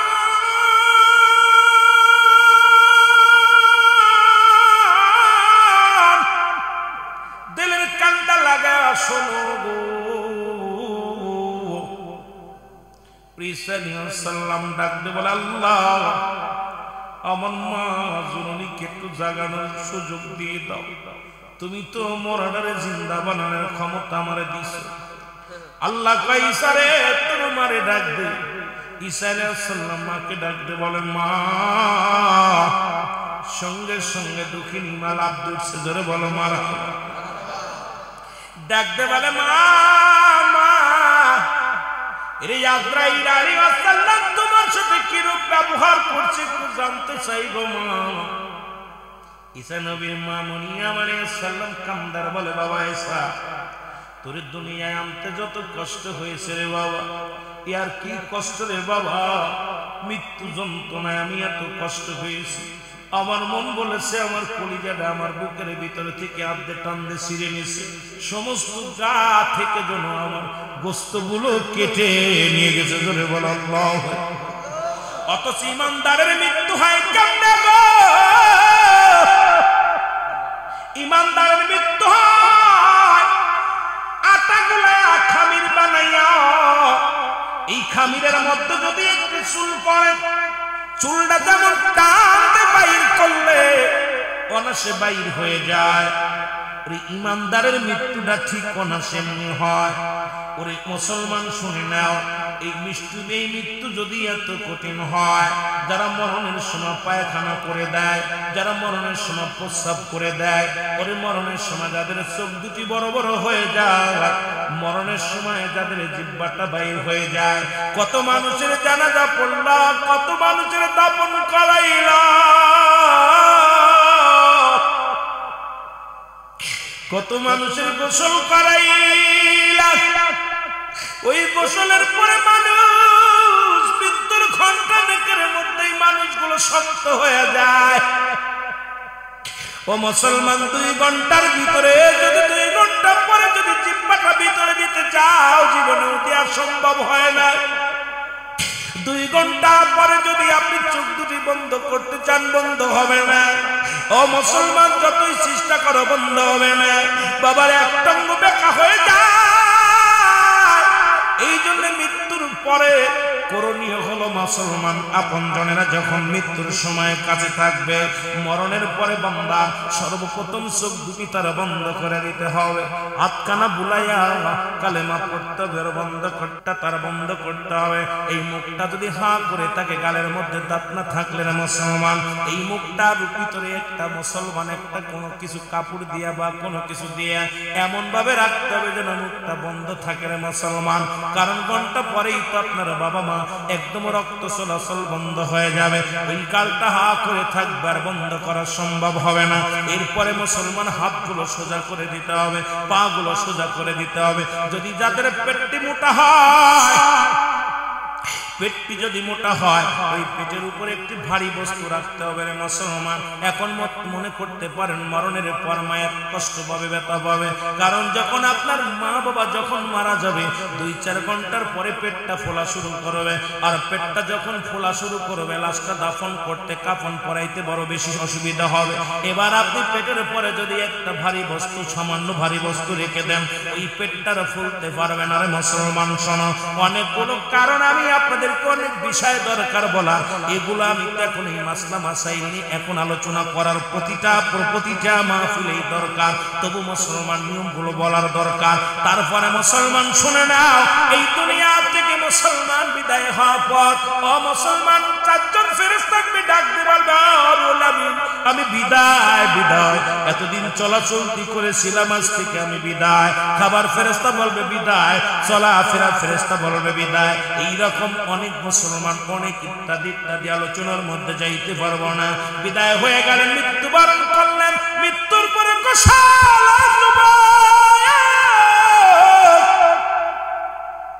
গোসল করাইয়া কাপন পরাইয়া যুবক রে জানাজার নামাজ পড়ে বিদায় করে দিবা।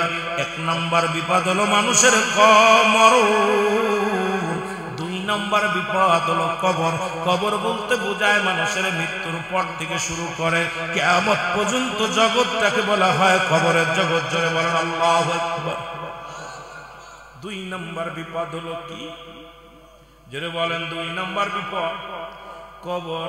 ওরে আজ না হয় কাল তুমি যাইবা কবরে, যাবার সময় দেখবা চেয়ে গো তোমার সবই রইল।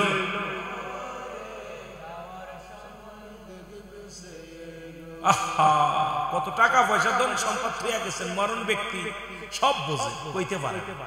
বিদায় করতেছে আমাকে, ও ছেলে ও মেয়ে, পরিবার পরিজন পাশে আছে, চিৎকার মেরে বলবো আমার ছেলে আমার মেয়ে সব পেয়ে গেলাম, আমি একা বিদায়।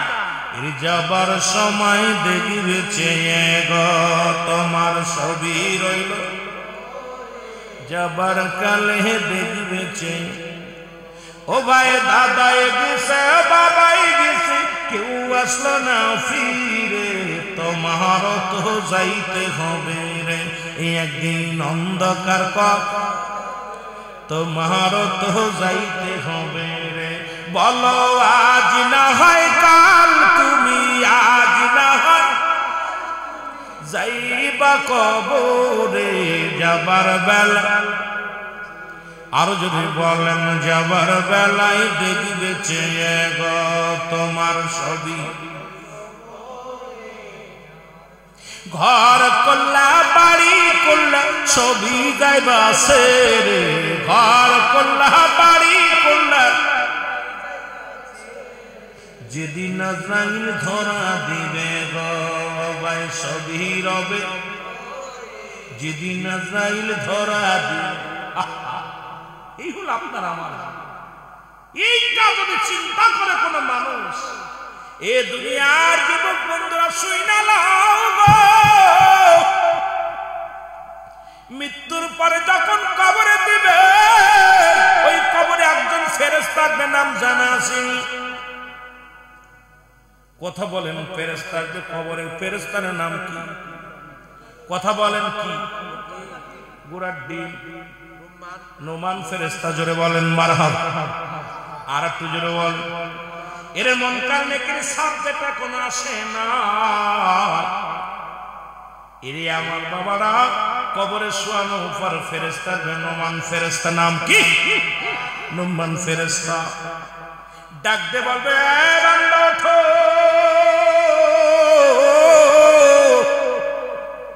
রব্বে কারীম তোমার রূহ দিয়েছিল আজরাইল তোমার রূহটা নিয়েছে কেরামন কাতিবিন তোমার আমলনামাগুলো সুন্দর করে লিখে রাখছে বান্দা আমি এখন তোমার উঠাইলাম নোমান ফেরেশতার হাতের মধ্যে থাকবে দুই টুকরা কাগজ একটার মধ্যে থাকবে নেক আমল একটার মধ্যে থাকবে বদ আমল বান্দার হাতের মধ্যে দিয়া বলবো বান্দা এই নাও বান্দা হাতের মধ্যে দেখবে 80 বছরে 40 বছর কত দান ধ্যান করলাম কত রাকাত নামাজ পড়লাম কত জায়গা ভালো কর্ম করলাম ওই সমস্ত কর্মগুলো দেখে বড় আনন্দিত হয়ে যাবে ডাকতে বলবে বান্দারে তুমি এত খুশি কেন বলে আমার জিন্দেগির ভালো আমলগুলো দেখে আমি অত্যন্ত খুশি হয়েছি বলে লিখে দাও তাড়াতাড়ি লিখে দাও ওই দিন কোনো টিপসই চলবে না মুসলমান শোনো ওদিন বলা যাবে না আমি মূর্খ বলা সম্ভব হবে না কারণ যার আমলনামা তার লেখা লাগবে গো ও মুসলমান শুনে নাও আমি রুহুল আমিনের আমলনামা আমার লেখা লাগবে আপনার আমলনামা আপনার লেখা লাগবে এখানে কোনো টিপসই চলবে না রে মুসলমান ডাকতে বলবে নোমান ফেরেশতা বান্দা লিখা দাও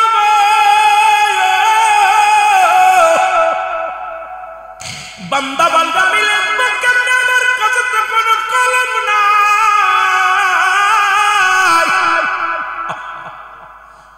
ফেরেশতা নোমান ফেরেশতা ডাকতে বলে বান্দা তোমার কাছে কলম নাই শুনে নাও তোমার ডান হাতের শাহাদাত আঙ্গুল মোবারক হবে কলম জোরে বলো মারহাবা আর একটু জোরে বলা যাবে না আল্লাহু এ যুবক তোদের হাতে ধরে বলে যায় এই হাতটা দিয়ার বিনে ধরিস না রে এই হাত দিয়ে আর ঘুষের টাকা ধরিস না সুদের টাকা ধরিস না এই হাতে মদের প্যান্ডেলে হাত দিস না মদের টাকা ধরিস না রে যুবক হারাম ভক্ষণ করিস না হারাম কিছু হাত ধরিস না এই হাত দিয়া সুন খাস না আমার দেশের অনেক আলেমরা এই হাত দিয়ে সুন লাগায় খাস বাবার এই হাতের আঙ্গুল খানার কত দাম এই শাহাদাত আঙ্গুল মোবারক হবে আপনার আমার কলম এর যুবক ডাকতে বলবে ফেরেশতারে আমি কলম পাইলাম এখন কালি পাবো কই গো আমার কালি পাবো কই ডাকতে বলবে বান্দা কালি তোমার মুখের থুতু মুবারক জোরে বলেন মারহাবা আস্তে কইতেন না জোরে এই বাবা তোদের পায়ে ধরে বলে যায় এই মুখের থুতু মুবারক মুখটা পবিত্র রাখ এই মুখের মধ্যে আর গাজায় টান দিস না এই মুখ দিয়ে বিড়ি টান দিস না এই মুখ দিয়ে মুসলমানিয়া বা খাস না এই মুখটা দিয়া মদ পান করিস না এই মুখ দিয়া সিগারেট টান দিস না এই মুখ দিয়ে কাউকে গালি দিস না এ যুবক এই পায়েলগা কদর পাড়ার যুবকদের হাতে ধরে বলে যায়, ও যুবক তোদের হাতে ধরে বলে যায়, সুনামগঞ্জের যুবকদের হাতে ধরে বলে যায়, জগন্নাথপুরের যুবকদের রে তোদের পায়ে ধরে বলে যায়, এই মুখটা পবিত্র রাখ। মায়ের গর্ভে যখন ছিলি 10 মাস 10 দিন আমার আল্লাহ রাব্বুল আলামিন ওই কুরক্তটা মার নাভির সঙ্গে তোর নাভিটা জুড়াইয়া দিছে। এই মুখ দিয়ে খাওয়ার নাই রে, এই মুখ দিয়ে তুই মাওলার জিকিরি করবি, এই মুখ দিয়ে আল্লাহরে ডাকবি, এই মুখ দিয়ে কোরআন পড়বি, এই মুখ দিয়ে মাওলার জিকিরি করবি। এই জন্য এই মুখটা দিয়া তোরে না পাক পানি খাওয়াই না। আর সেই মুখের মধ্যে কেমনে তুই আইসা বিড়ি টান মারিস যুবক। হিন্দুরা মানুষ মারা গেলে 7 গুল্লি দিয়া মুখে আগুন দেয়, আর মুসলমান দিনের ভিতরে 10-12 বার মুখে আগুন দেয়। আরে তোর কি একটু ভয় লাগে না? ওই কবরের ভিতরে আগুন পাওয়া যাবে, মুসলমান বিড়ি পাওয়া যাবে না।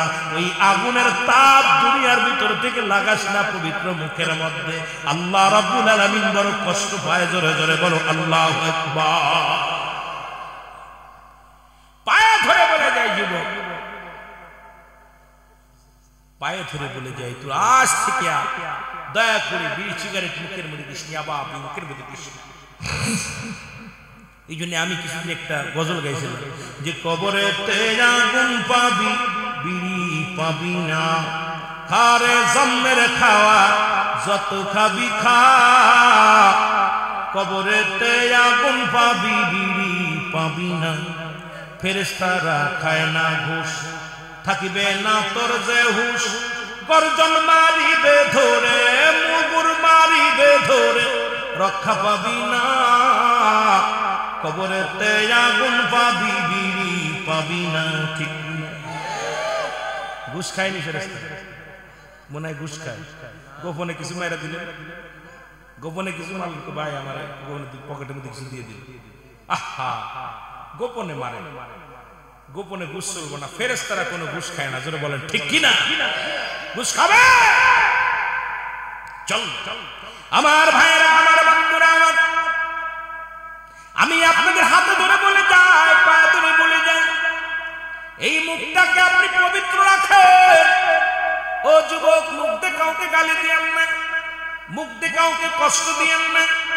রাসূল তো নিজেই বলছেন 2টা জিনিস যে ব্যক্তি হেফাজত করতে পারবে, আল্লাহ নবী তার হাত ধরে জান্নাতে নিবে।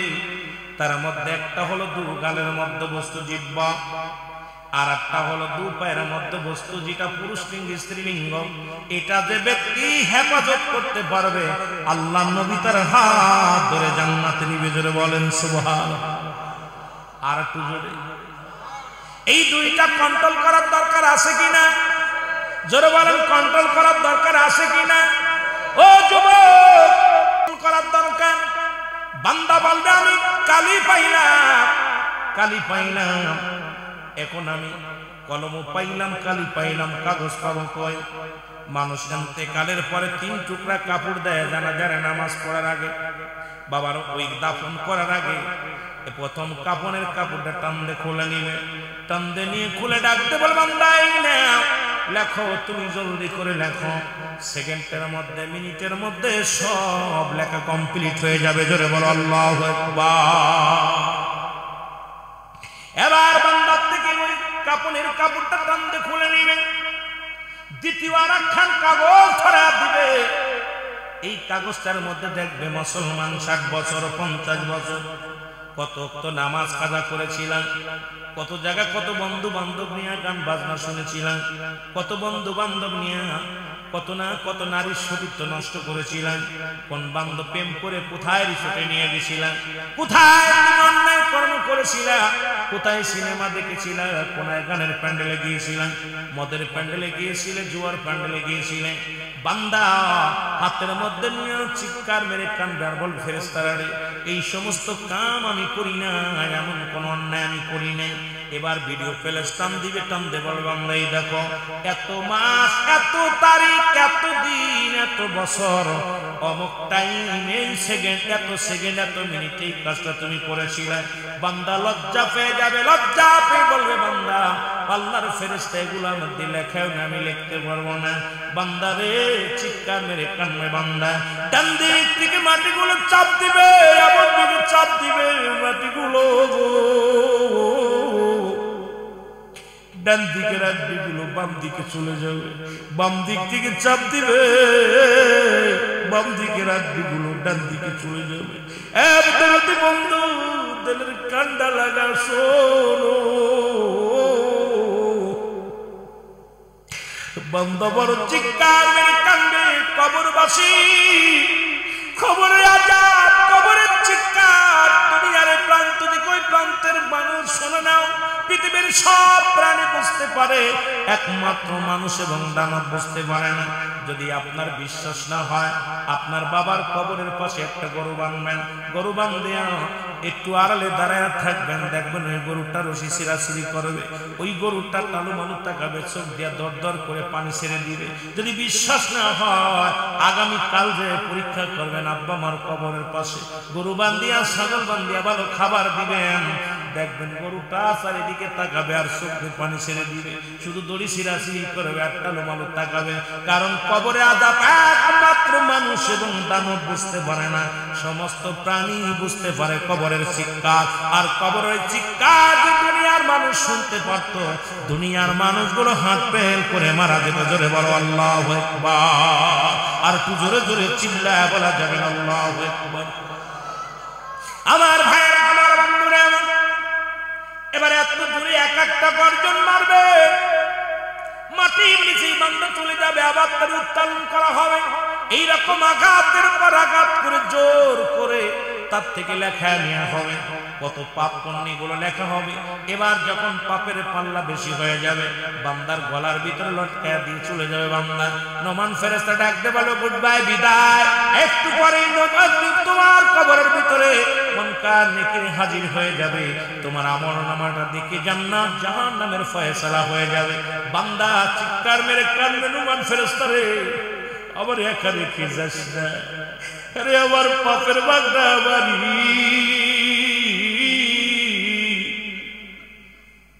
ওই জাহান্নামের আগুনগুলো আমার দিকে তেড়ে আসে, আমি কেমনে সহ্য করব? এই কবরে আযাব থেকে আমি কেমনে রক্ষা পাবো?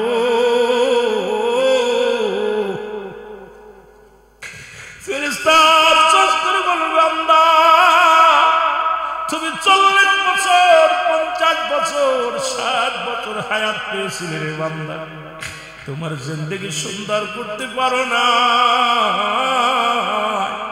তুমি জিন্দেগিটা বড় কলুষিত করে আসছো। বান্দারে আমি বিদায়, ও বান্দা আমি বিদায়, একটু পরে আসবে তোমার কবরে মুনকার নেকির।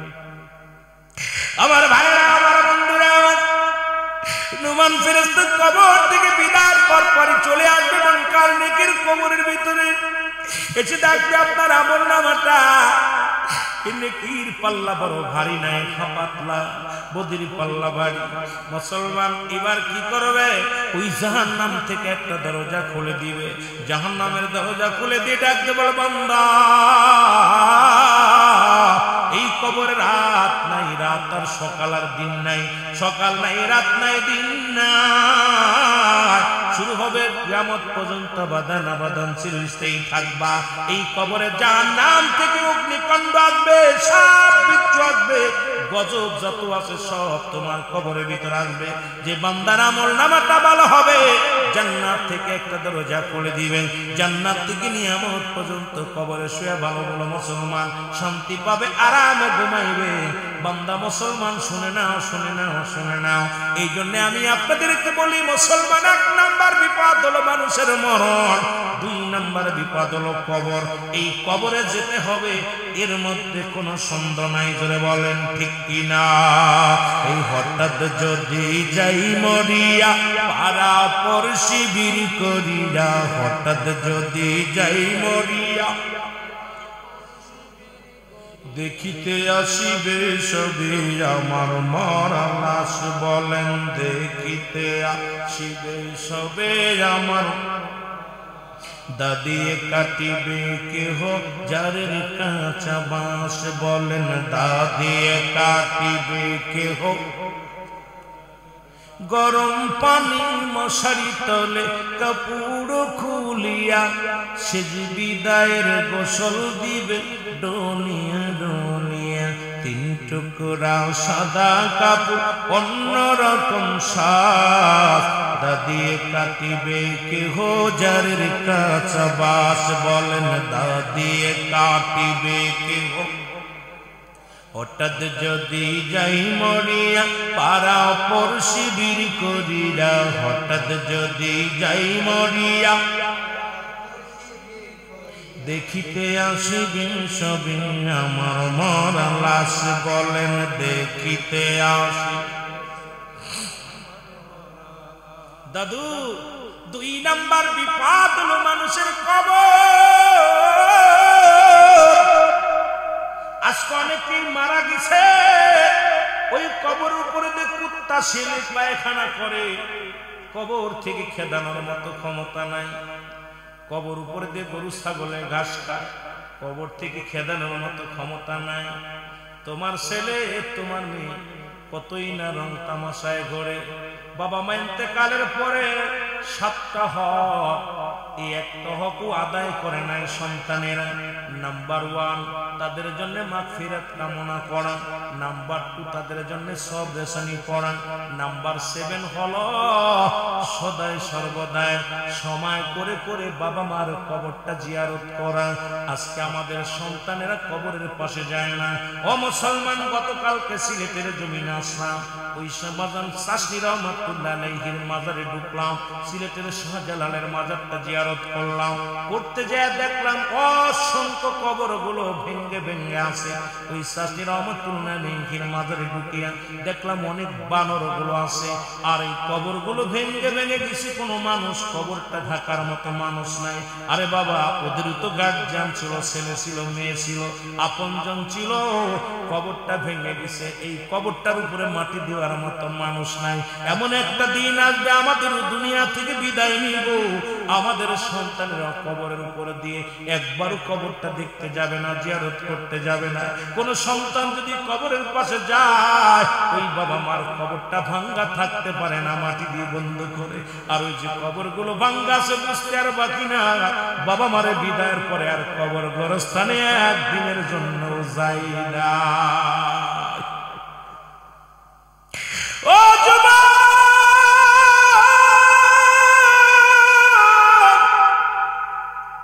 এইরকম তোমার আমার কন্দের জন্য বিদায়ের ডাক দিতে যাবে না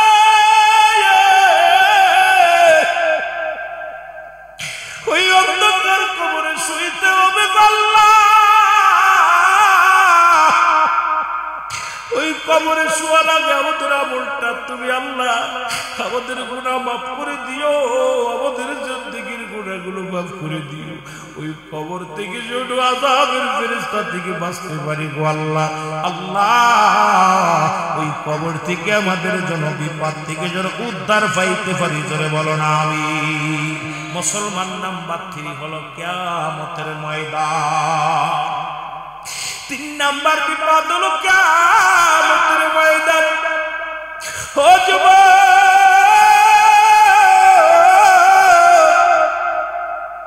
যেদিন মুঠু হাত উপরে সূর্যোদয় হবে রে মাটিগুলো পুড়ে তামা হয়ে যাবে মসজিদ গলে গলে জমিনের মধ্যে পড়ে যাবে পূর্ব আকাশে সূর্যোদয় হয়ে যাইব উদয় হইব না পশ্চিম আকাশে সূর্যোদয় হয়ে যাবে মানুষগুলো উঠবে সব মানুষগুলো মুসলমান দৌড়াবে কেউ লজ্জে কারুর পণ্যে কাপড় থাকবে না সবাই উলঙ্গ অবস্থায় উঠবো দিন রে মুসলমান কেউ কারোর দিকে তাকানোর সুযোগ পাবে না পিতা পুত্রকে চিনবে না ভাই ভাইকে চিনবে না বন্ধু বান্ধবরে চিনবে না স্ত্রী স্বামীরে চিনবে না স্বামী স্ত্রী চিনবে না সব মানুষ শুধু আসালি নিরাপত্তা দাও শান্তি দাও ওদিন শুধু জবান দিয়ে আসবে ইয়া সালিম ইয়া সালিম, আল্লাহ আমাকে নিরাপত্তা দাও, আমাকে নিরাপত্তা দাও। ও মুসলমান শোনো, সেদিন ওই বিপদের দিনে কেউ পাবে না, কোনো বন্ধু পাবে না, কোনো বান্ধব পাবি না। এই দুনিয়ার মধ্যে এমন আমল করো, ও মুসলমান শুনে নাও, ওদিন যেন আমল একমাত্র তোমার আমার বন্ধু হতে পারে না। ওই কবরটা যেন ভালো হয়, কবরটা যেন আমরা সারা পায়ে জোরে জোরে বলো আল্লাহু আকবার।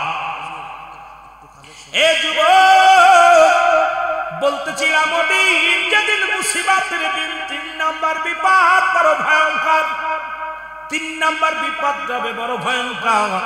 এই জন্যের বাবা জাহান্নামের গায়ের উপর দিয়ে জান্নাতে যাওয়া লাগবে, জান্নাতের সেতু থাকবে। এই মানুষগুলো যাবে যাদের নেক আমল হবে বেশি, ওই জান্নাতের উপর দিয়ে দৌড়ায়া দৌড়ায়া জাহান্নামের উপর দিয়ে সেতু পার হয়ে জান্নাতে ঢুকবে। জাহান্নামীরা হাত পা কেটে কেটে জাহান্নামের মধ্যে পড়ে যাবে। জাহান্নামের গায়ে 70,000 রশি লাগানো থাকবে, এক একটা রশির মধ্যে 70,000 ফেরেশতা ধরে টানবে। এ মুসলমান, এক একজন ফেরেশতা ওই রশি ধরে টানবে, 70,000 ফেরেশতা এক একটা রশি ধরে টানবে। জাহান্নাম পালাইবে, আমার আল্লাহ বলবে জাহান্নাম তুমি কেন পালাও? জাহান্নাম বলবে আমার আল্লাহ, ওই তোমার বান্দা বান্দি চিৎকার আমি সহ্য করতে পারি না, এই আমার আগুনের মধ্যে পড়ে জাহান্নাম বড় কষ্ট পাবে। আমার আল্লাহ বলবে জাহান্নাম রে, তোরে পালায় কোনো লাভ না, আমি তোরে বানাইছি নাফরমানি বান্দাদেরকে সাইজ করার জন্য। জোরে জোরে চিল্লায়া বলা যাবে না আল্লাহু আকবার, আর একটু জোরে জোরে চিল্লায়া বলা যাবে না আল্লাহু আকবার। আল্লাহ আমাদের 3টা বিপদ, ওই নাম্বার 3 কিয়ামতের ময়দানে যেন ডানাতে আমলনামা পায় আল্লাহ নবীর সুপারিশ লইয়া। আল্লাহ ওই কঠিন দিনে যেন জান্নাত আমাদের হয়, জোরে বলুন আমিন। এসেছেন যত নবী সকলের ইমাম, সালাম তোমায় গো নবী, হাজার সালাম নবী।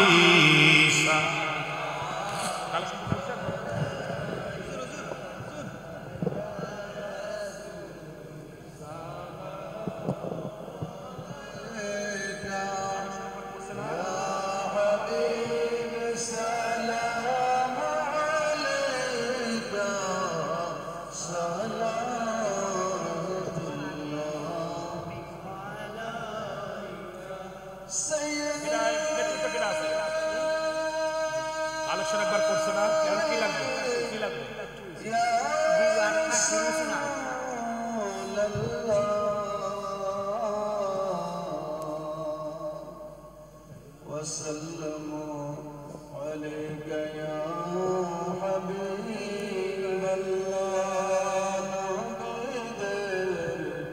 সম্রাট সাজিয়া আসলেন ধরায় নামিয়া, উম্মতের রাখিয়া ধরায় ঘুমালেন সোনার মদিনায়।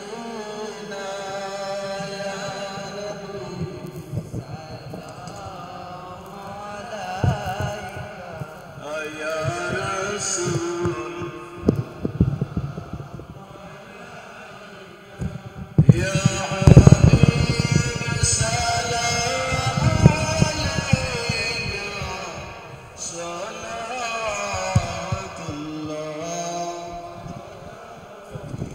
Ya Shafi' al-mujnabin,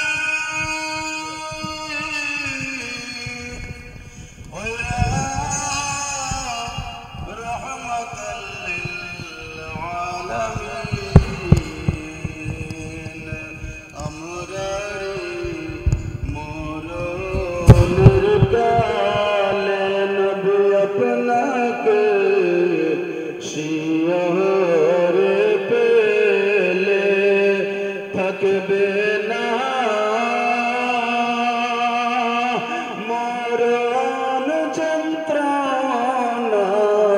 থাকবে না